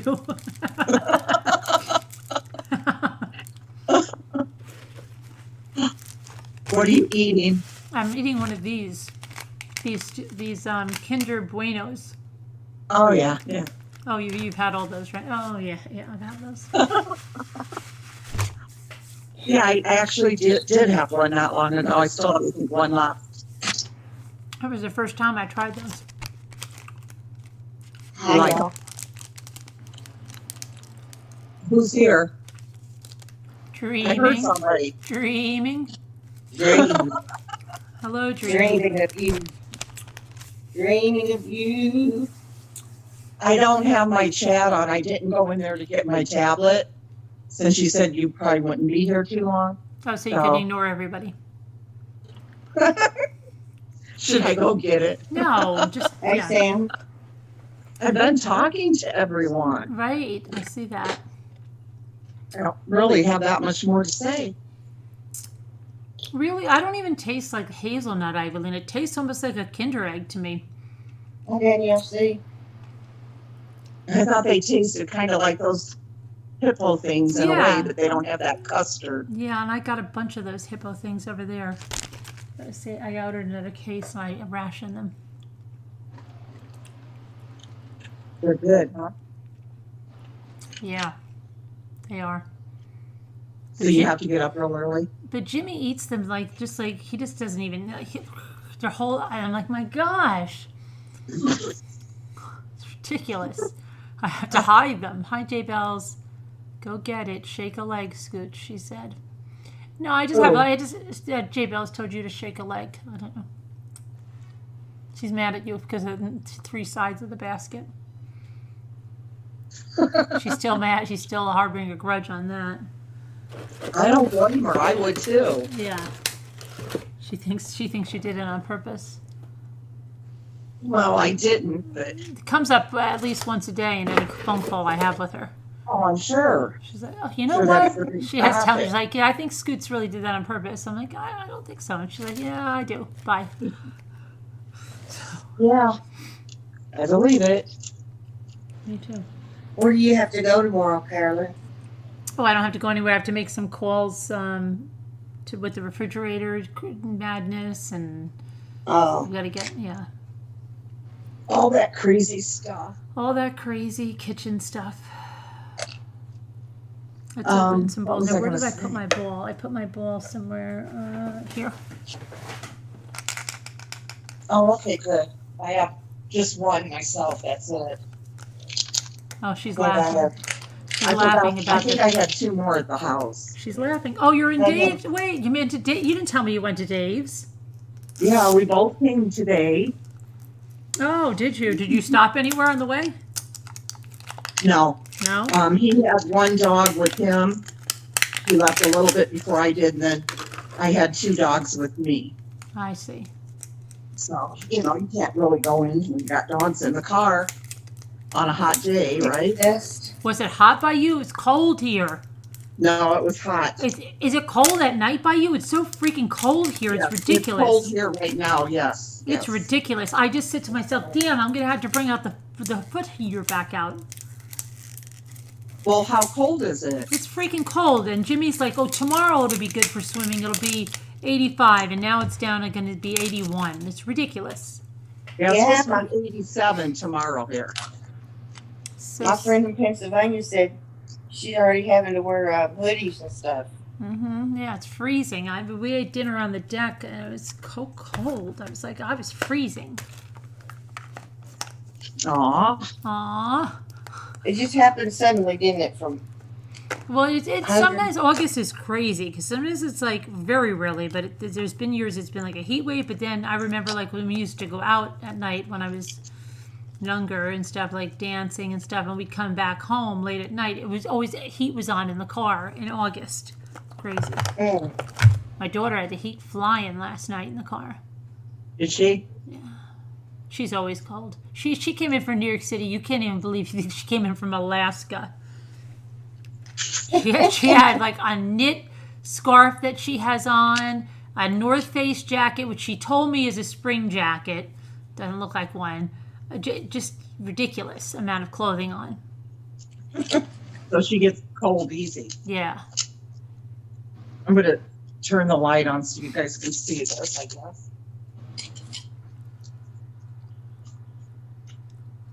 Hot as heck in Texas. You've been barely able to use the pool. It's either too cold or raining in Illinois, Peggy said. Huh. These past 3 days have been the best of days of summer. Really, Ivy Lynn? Kathy says it's 61, 69 right there. Next 2 weeks in the high 90s. I will go for the high 90s. I want to be able to swim while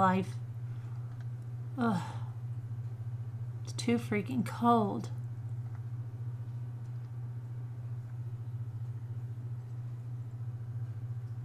Anna Patty's here. Anna Patty.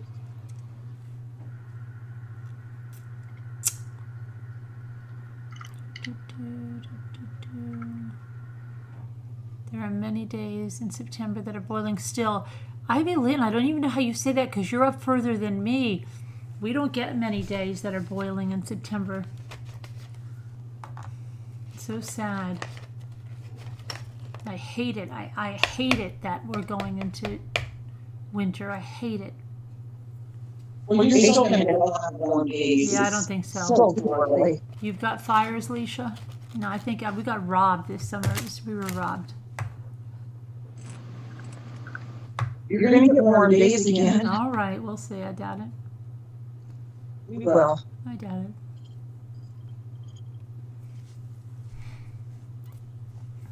This summer went by very fast.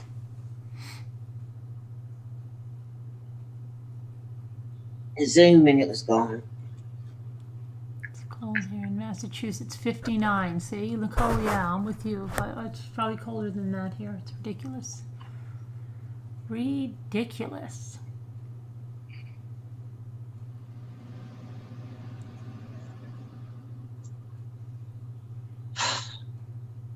No, Nana Patty doesn't go by drinking. Just Nana Patty. Getting hotter than the sun for months and months until your vacation, when I'm sure. Oh gosh. Do your schools have AC? No, they do. I don't know. Maybe they do. Yeah, I think they do. Come Are up you here, cooler Nana in the Patty. You don't have mountains? balls? Tomorrow 87. Oh, you are. Yeah, wow. Okay. I thought you were colder because you're up close to Canada.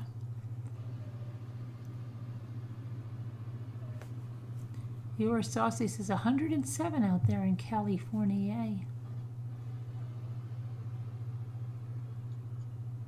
Oh, open some balls. We have someone in here called Open Some Balls. I'm sure they're not a troll. Oh, I'm sure they're not. I'm sure they're not. Well, that's pretty nice. Mama T Belly, hey. Hi, Mama T Belly. Hi, Florida lady. Hi, Florida Gray lady. Hi, Florida Gray lady. Have been autumn before winter, no spring. In western New York goes from snowing to boiling, right?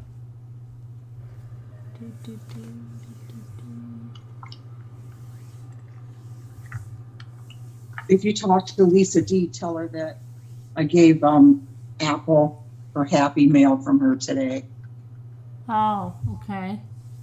and made a video for her out of it. Did you ever open her Happy Meal on camera? That's what it is. That's Hannah Nelson has a ball. Oh, you made a video? yeah, today. Okay. Today All right. Check it on out. my channel. Your son got you a ball. You want to come up, Anna Nelson?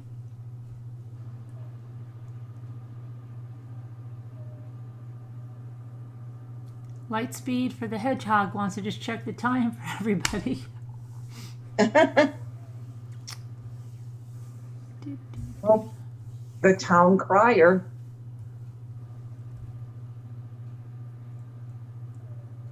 $3:26 and all's well. Oh, already? Yeah, already. I fell asleep and didn't wake up until, well, When I was at my, daughter's today, You fell asleep?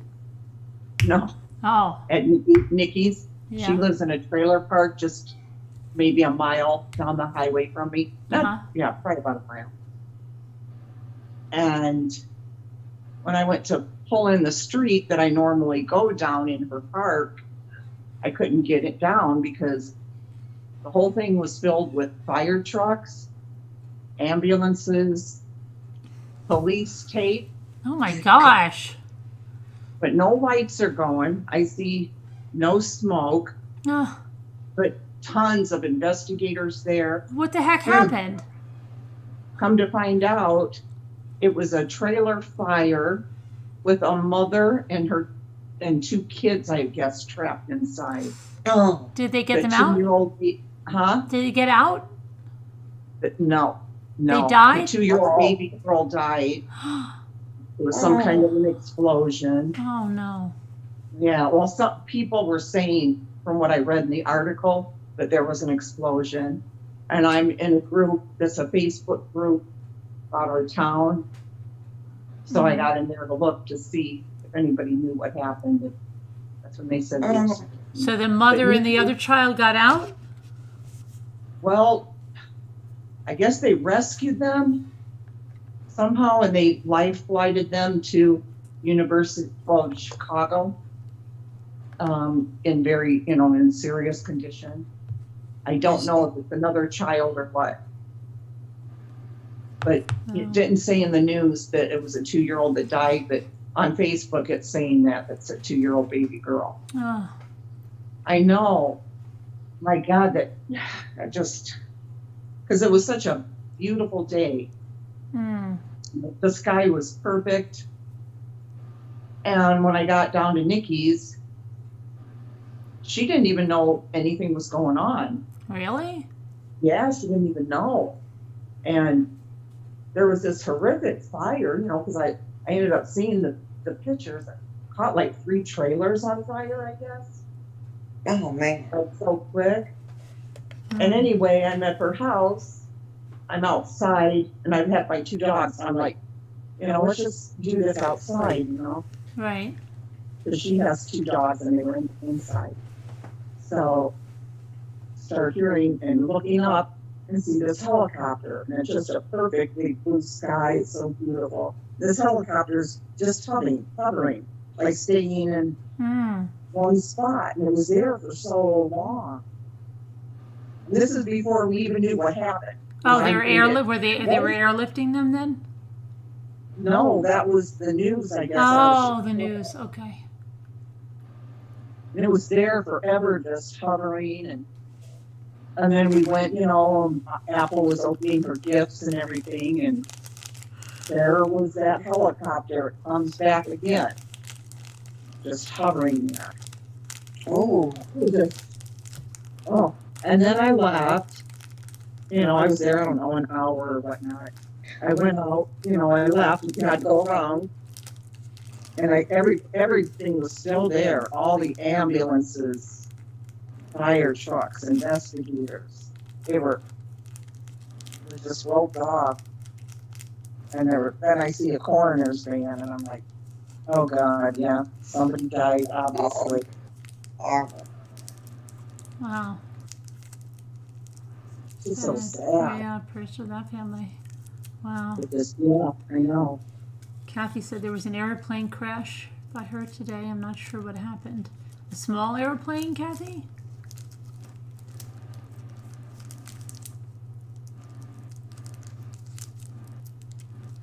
Hey, Advocate. Oh, and somebody said in that Facebook group that it was a gas leak. I don't know how true that is. Yeah. Gas leak. It's a man that just went by and behind you.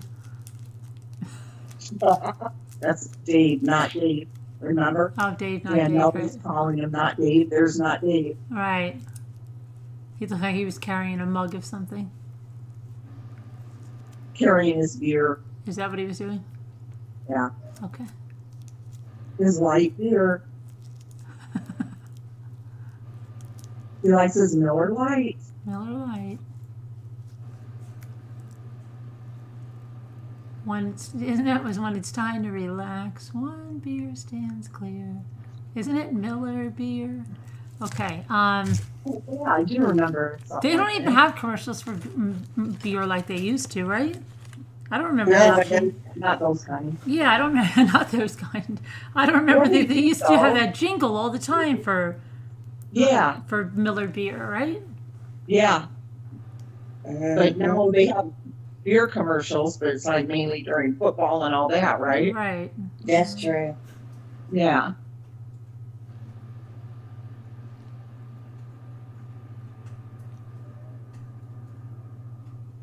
They used to have commercials for cigarettes. Yeah. Right? They did, I guess. I don't remember many of them at all. That real good looking guy on a horse. Marlboro Man? Yes. Was it true that he died of lung cancer? I don't know. I don't know. I always heard that, but I don't know if that was true.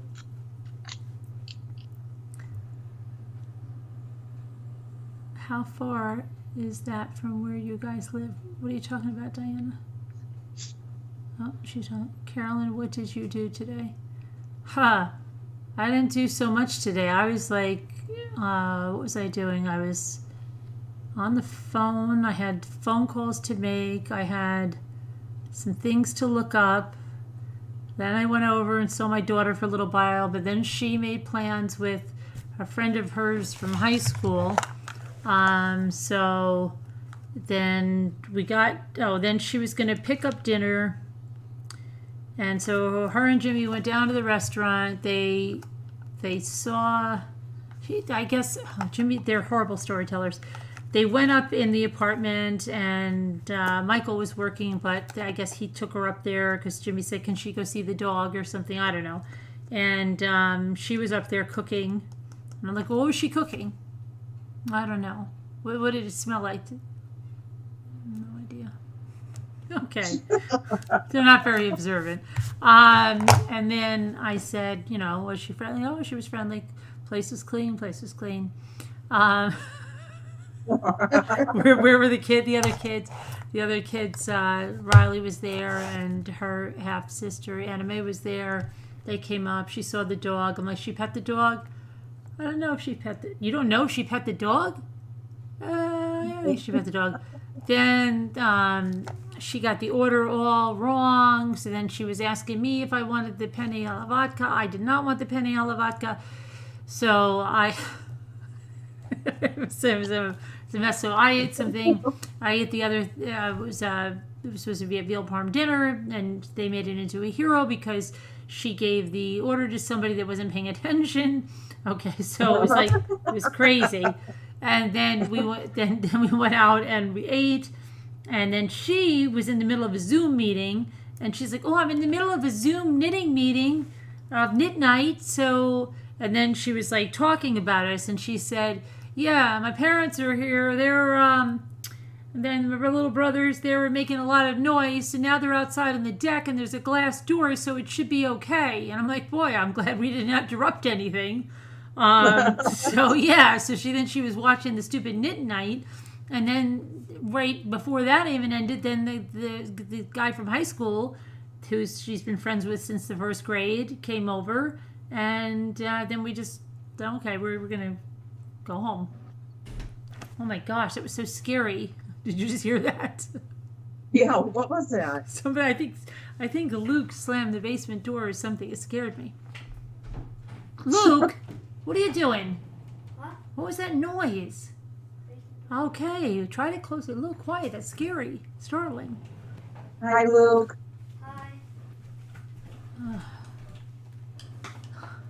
Hi. There, can you see? Who's that? Two Scooter. How you doing? Dreaming. How you doing, kiddo? Good. That's good. The Marlboro Man did not die from lung cancer, according to Google, Anna Nelson said. Really? Mm-hmm. Yep. Just a myth then. Uh-huh. So Nana Patty's not going to join us, and Anna Nelson, no, you're not joining us with your bowls? I think your daughter is a grandma in a young person's body. Oh, then she was doing her cross stitch. Yeah, the Scandinavian's cross stitch. And I'm like, it's not printed, so you must have a guide. And she was not following me. She goes, there must be a lot of counting. Not really, I have a picture. But you still have to count it. Yeah, kind of. I don't know. She didn't make any sense. I don't know. So we'll see. Hopefully tomorrow we'll get to go swimming, and we won't have to worry. We get to go where tomorrow? Swimming, hopefully. Oh, swimming. It'll be hot. Yeah. I need it to be hot. I came down, the bathing suit and everything, and she's like, "Ooh, it's a little too chilly," and I'm like, "No, it's not," and then it really was.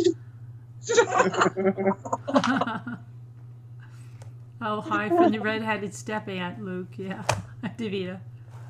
Oh, my gosh. You guys are so funny. Oh, man.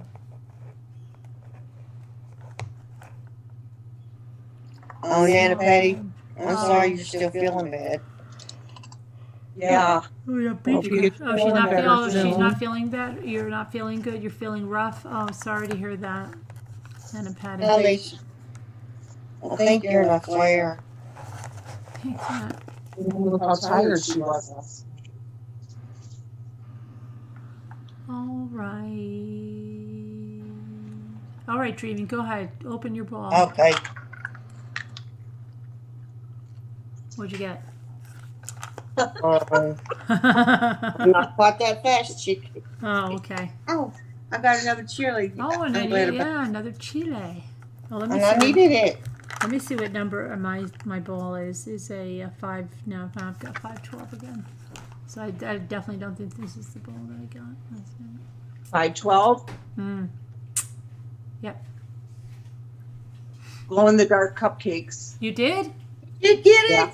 Yeah. Way to go. Yep. Now is I that, can fill it. now do you, oh, you have everything but the metallic wet ones. They haven't made a lot of those. Only Moo got one. That's the one I need. I know. Metallic is all you left. Oh, donuts.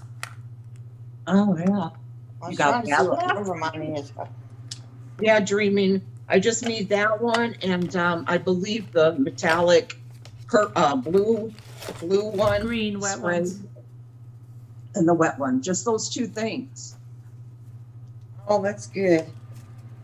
Mentos. Mentos. What color? White? Mentos. Blue Mentos. Oh. Yum Oh, airheads. that's- Open some balls. You sure are such a courteous little. Oh, What do you say? oh they Or said, she? ooh, nice. They're so Oh. such a courteous little troller. Yeah. Okay. All right, my turn. Wet ones. Now there's a chance it could be metallic, but I don't think so. But I hope so. No, it's not. It's yellow. No. You know, I don't see a number on this ball at all. Look at this. What? What? You got a Look. metallic wet ones? No. Look.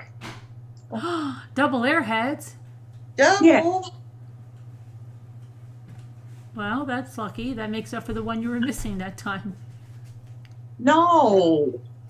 Oh, they I mean, said it was in a glow in a in the dark. section. Glow in the dark cupcake was a nice pull for you, Scooter. The trolley said. And then I get 2 airheads in the next ones. What do you think about our 2 airheads? Open some balls, Charlie.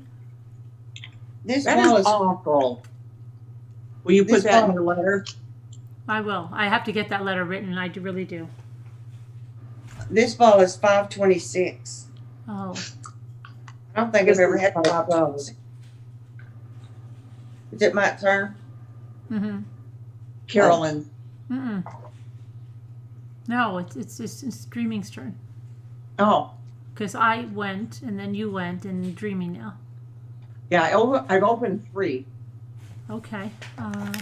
How many have you opened, Dreaming? This is my third one. See? Sour. Sour spray. Yeah. Okay, now Not I'll go. metallic. Let's see.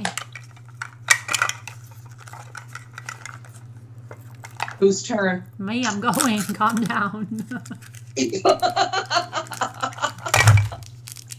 Okay, it's probably, it feels like a bacon, but I bet it's a Smarties, because that's all I keep getting in these 512 balls, and it is a Smarties. And I get a bacon. And you have a 512? Uh-huh. That's what I have, I think. You said you have a 526, right? Oh, Yeah. So you have one. 525. We have a 512. Oh, I don't know what I say I had. 526? Okay. It's a Sun- 333. Suntan, Sun- 333. Suntan lotion. I have 342, actually. Is that glow in the dark Dreaming? Oh, Fill I the didn't. front of it. Kind Feel of it. looked like it was. Well, I got to see if my sister emailed me back something. Hold on. Let me see. Let me put some light on the subject. No, it's not. No? It feels kind of rough, but the whole thing feels rough. Oh. Nope. Oh, you sent me pictures. Did she? You did. Oh, yeah, I did, yeah. Oh, let me see. Well, this ball's a big ripoff.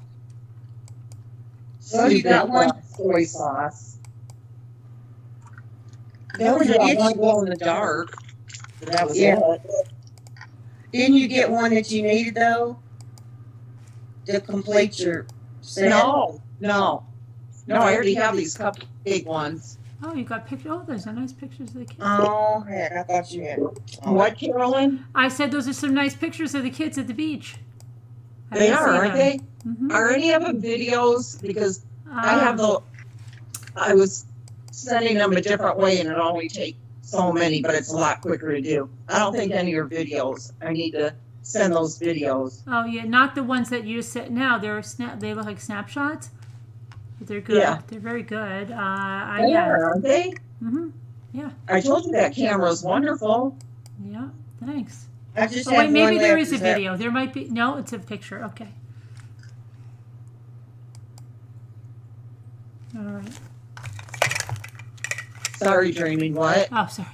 Are we supposed to have just one left? I have two. I think I have to go. I was yakking. Yeah, I don't have any left. I was yakking. Okay, it's a box. I believe it's a moon pie. And then this is another thing. I keep getting the strawberry moon pie in these 512s. Dum, dum, dum. Okay. Okay. Dreaming you. Oh, it's a shopping cart. Okay, shopping cart. Let me go.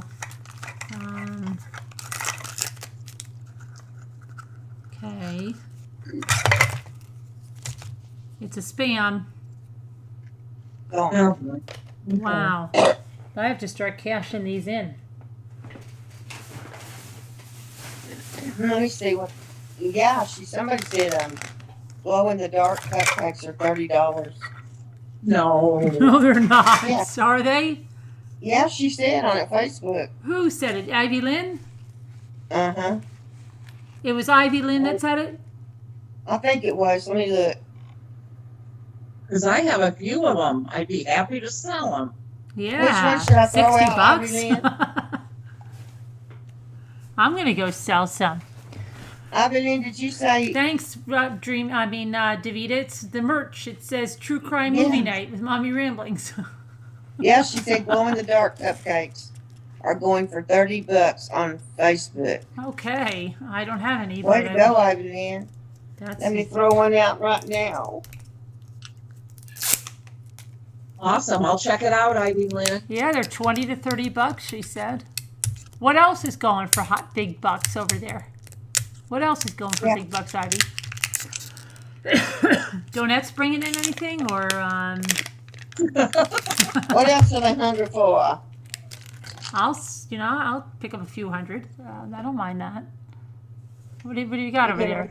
Anything for the strawberry moon pies? What about the Maybe we can Smarties? recoup some of our cash and still spend it on something else. Smarties.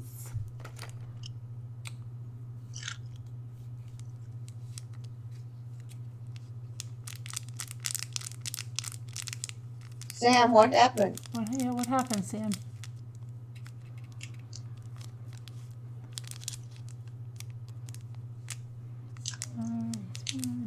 The glow are actually the highest price for those glow in the dark freaking cupcakes. Really? Is that for real? What if I put a little? I bet you. What if I look a little glow in the dark paint, clear, and That put it would on work. these and have glow in the dark donuts? They're very rare. That would be very, very, very good for you, but I bet you there are fakers that are doing that. what happened with Sam? Are you praying for Sam? What? They're praying for Sam, and I want to know why. Oh, Sam, why are we paying? What's going on with Sam? Why, Sam? What's wrong? Oh, thank you, honey. Hush.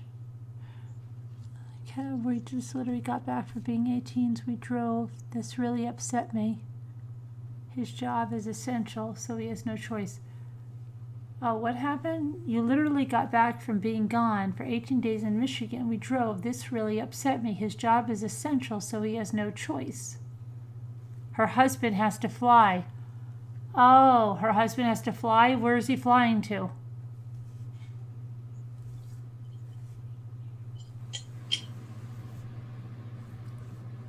The butter Q-tips, Knorrs, cookies and creams, and white magnums are $2. Oh, goody, goody.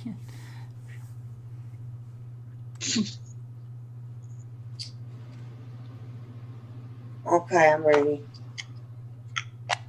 Sam's I'm husband had to sorry, fly Sam. American Airlines, packed in Okay, airlines. but what's so bad about him Oh. flying? I don't get it. Well, with the ickies.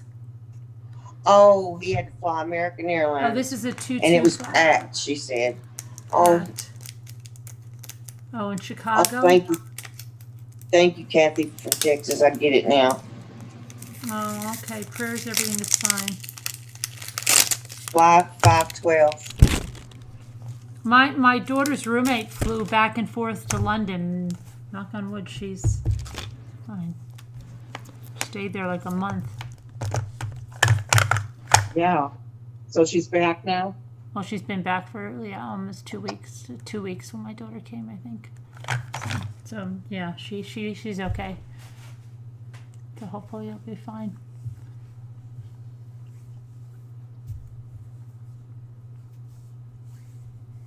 Rocky looked really good. Yeah, his stuff comes tomorrow from Henry's.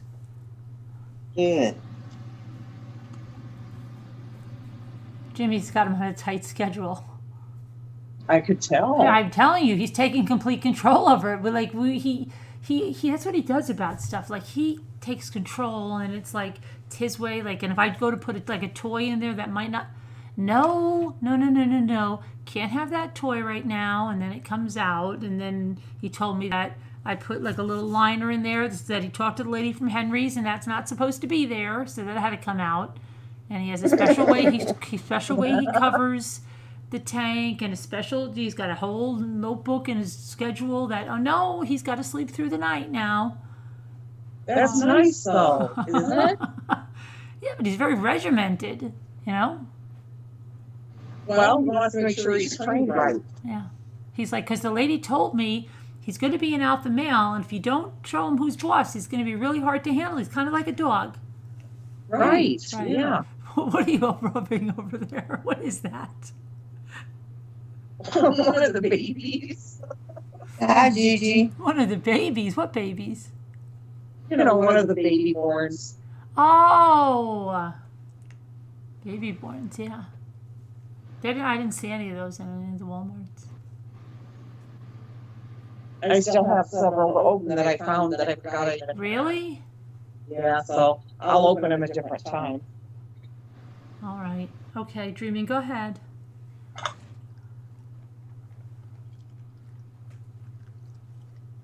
What, you're going to constantly look over your shoulder? Why, Peggy?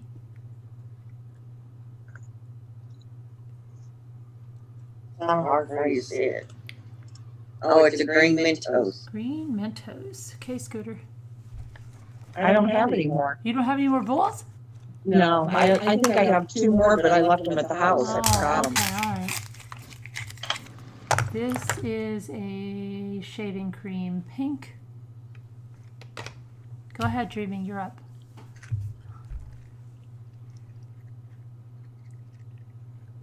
Oh, she's thinking it's Rocky, right? It's that little. Oh, Pez, little Pez. Yes. All right. And I've got a little package. This is probably bacon. No, it is a Fruit Mentos. What are these going for, Ivy? Fruit Mentos. Dum Dum. What do you got? Dum Dums. What do you Dum Dum? Dum Dums.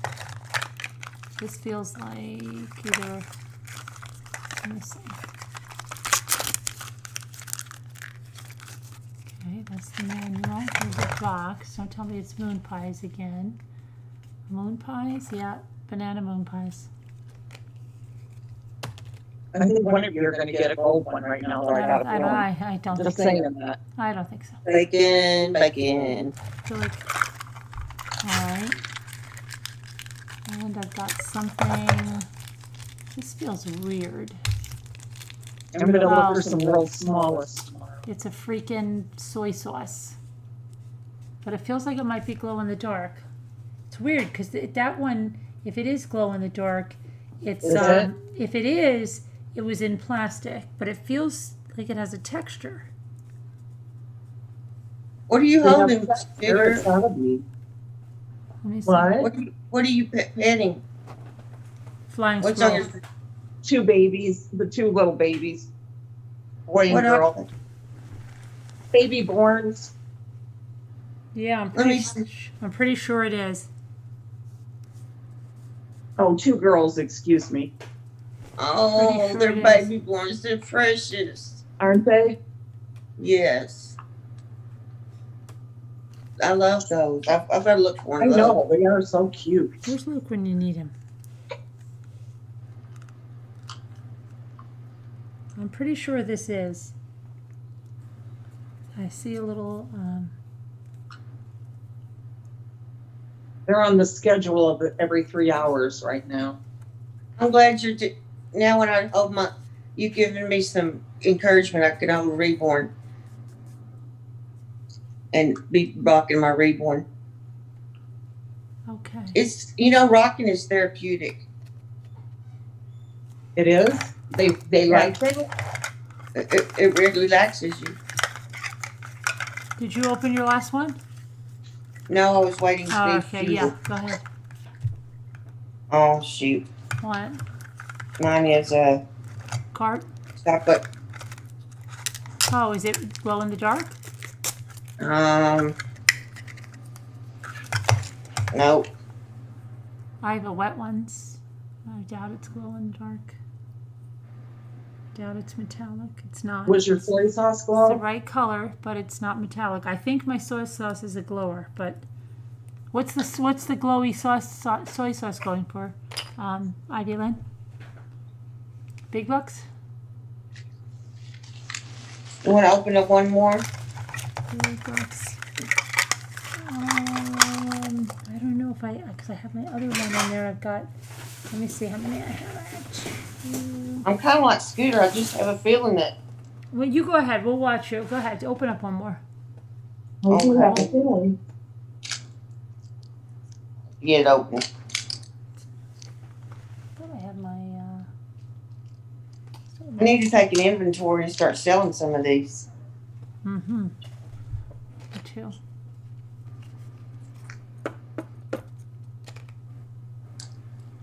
Where's Move to? Oh, she's still on that drive up here. No wonder she's not here. You haven't heard from her? I did earlier today. I've just been in a quandary. She's like, I'm on the road again, and then I'm like, so no wonder.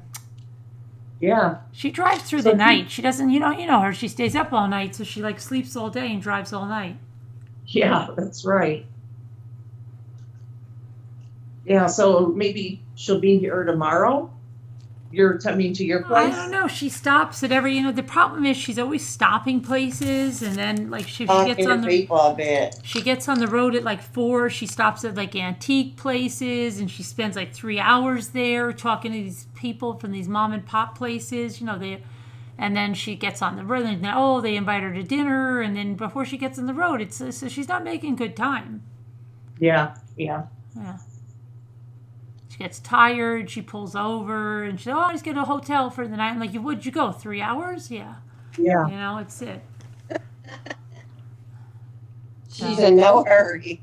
No, she's really not. She's taking her sweet time, is for sure. Mm-hmm.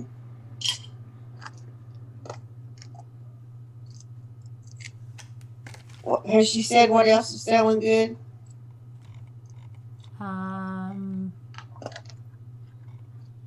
Trying to see.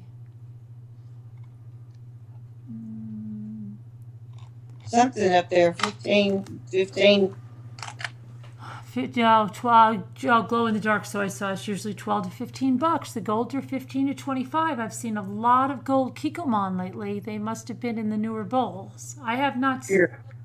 Oh, the pure silk, yeah. Pure silk.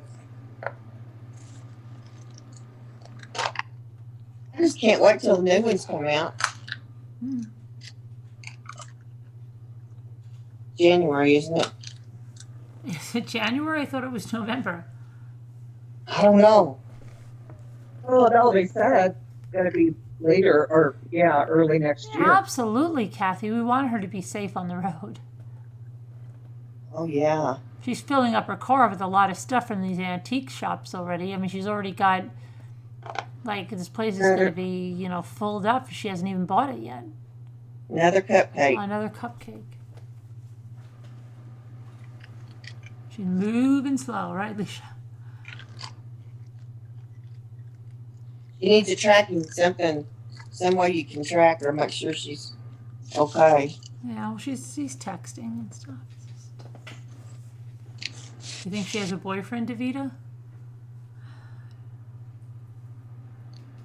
Mentos. What is that? Mentos. Oh my goodness, I think this is exactly like the other one. Are you sitting next to a fireplace? Me? Yeah. Uh-huh. Oh, okay. Why? Because I didn't know whether that was just like a brick wall or that was a fireplace. No, this is the window, and then over here's the fireplace. Okay.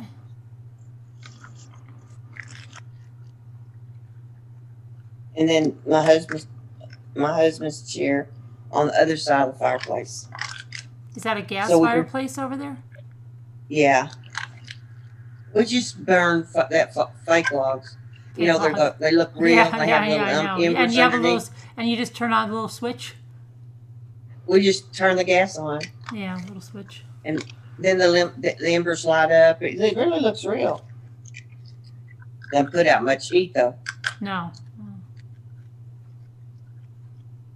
Your fireplace It was is one of real. those heaters that looked like a fireplace. Right, your fireplace is real, isn't it, Scooter? At the other place? Oh, yeah. Yeah. Ours And is we real. have one of the fake ones too that throws out heat. We have a small one of those. Yeah. We could burn wood in here if we wanted to. It's just kind of messy. But you know, like if we had needed heat, electricity, gas went off or electricity, Yeah. we could do it. Bye, Augie.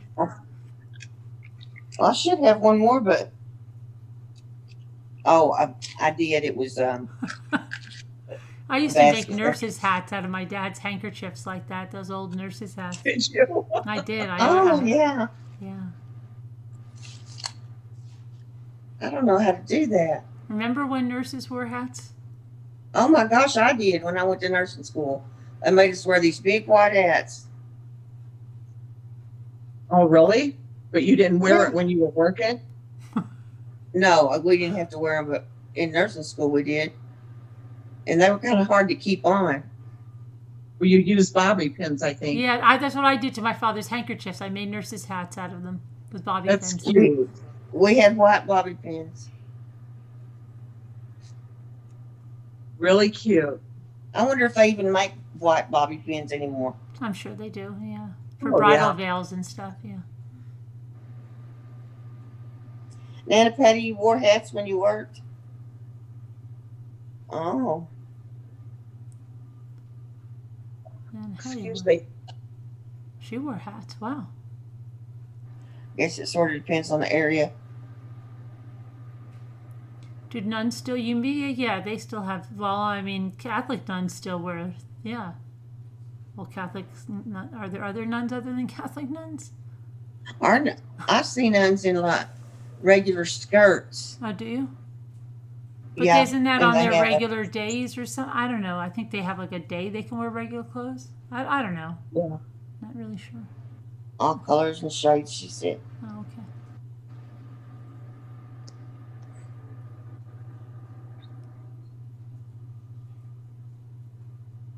I wonder if anybody in here was ever a nun. Was anybody in here ever a nun? Call them sisters. Our neighbor down the street when I was growing up, Okay, They're- Peggy K. I'm not far behind you. their daughter became a nun and their son became a priest. Oh, yeah. Is that right? Yeah. A lot of brides, Ivy Lynn says, are not wearing veils anymore, and she just doesn't understand it. And they're wearing tennis shoes. Oh, really? Tennis shoes. That's a fad.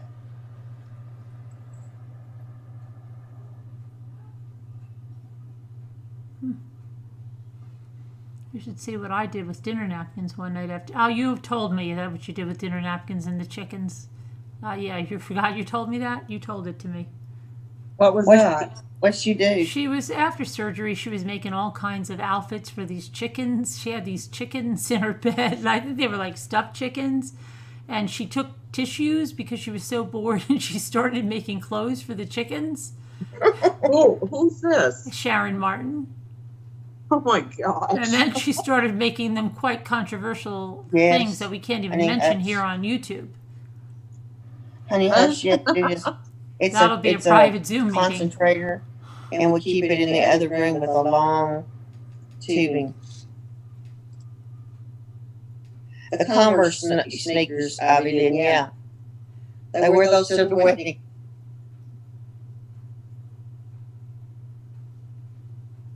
You called the convent once, Kathy, and your mother was furious.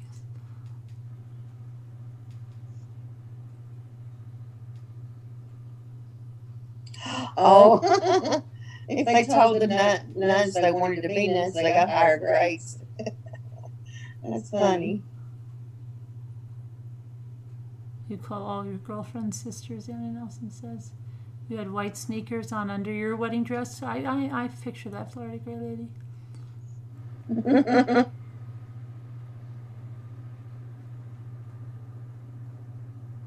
didn't wear a veil, and Kirk had 2 aunts that were nuns, but left to get married. Oh, rah. Oh, really? Oh, rah. What was that? Oh, rah. Oh, really? So, okay, let me ask you this. When they leave, when they stop being nuns, are they thought of, how are they thought of? Is it bad or? How were they thought of, Caroline, when they stopped being nuns? Were they looked down upon at the other nuns, like you couldn't cut it? Maybe you were really never nun material and it was just a fad for you and we're committed and you're not? Were they treated like that? That Caroline Connor? Yeah. Oh. She didn't tell you that story, right? In case you changed your mind, you could run, Florida gray lady? But she wasn't a nun, was she? No. Her Caroline Her aunts? Connor. 2 aunts of her husband. I never hear of nuns anymore. Used to, you'd hear. Do y'all hear of people becoming nuns?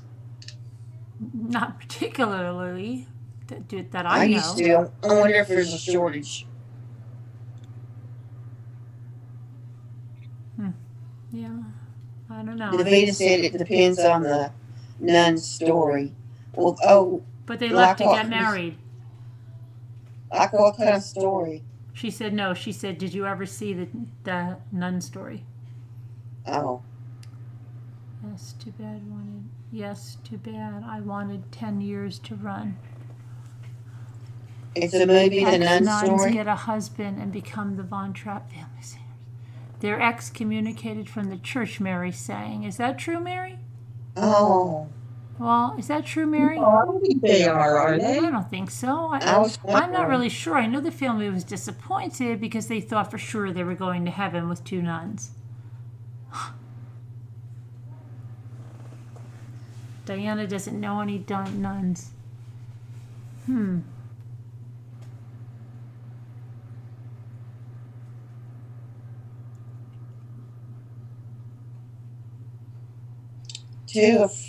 Sharon Martin said that 2 of her classmates became nuns, and they're still nuns. Do you know any people that were nuns and didn't stay nuns, Sharon? As Karen said, Kathy from Texas says they are not excommunicated from the church. I didn't think so.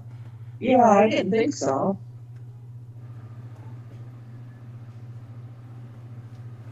Mary's saying yes. Nicole says she knows no nuns. In modern day, surely things have changed, Diana said. 2 Scooter looks like a woman from the Netherlands with doubt on her head, Anna Nelson said. She does look like a woman from the Netherlands. You're right. Yeah. They excommunicate themselves when they leave for marriage. At least that's how it was a few years ago, Mary said. Oh. Okay, guys, I'm out. Sleepy time, Ivy said. I'm going with you. I think so, Ivy Lynn. Don't you be all, don't be all like you're going to just go out sleepy time. I can have sleepy time too. Scoot over, Ivy Lynn. Ivy Lynn, we're right behind you. We're right. Don't hold the door open, Ivy Lynn. Freaking Ivy Lynn not holding the door and just going sleepy time. You're not locking us out. Everybody's on their way out. Keep the light on for us. Yeah, thanks for coming, guys. Thanks to the moderators. See you tomorrow, and we'll try to get some of Rocky tomorrow during the day, and then have him on a little earlier at night. We'll see how it goes. Okay, bye. Love you. Prayers for everyone. Good night, everybody. See you. Bye. Good night, John Boy.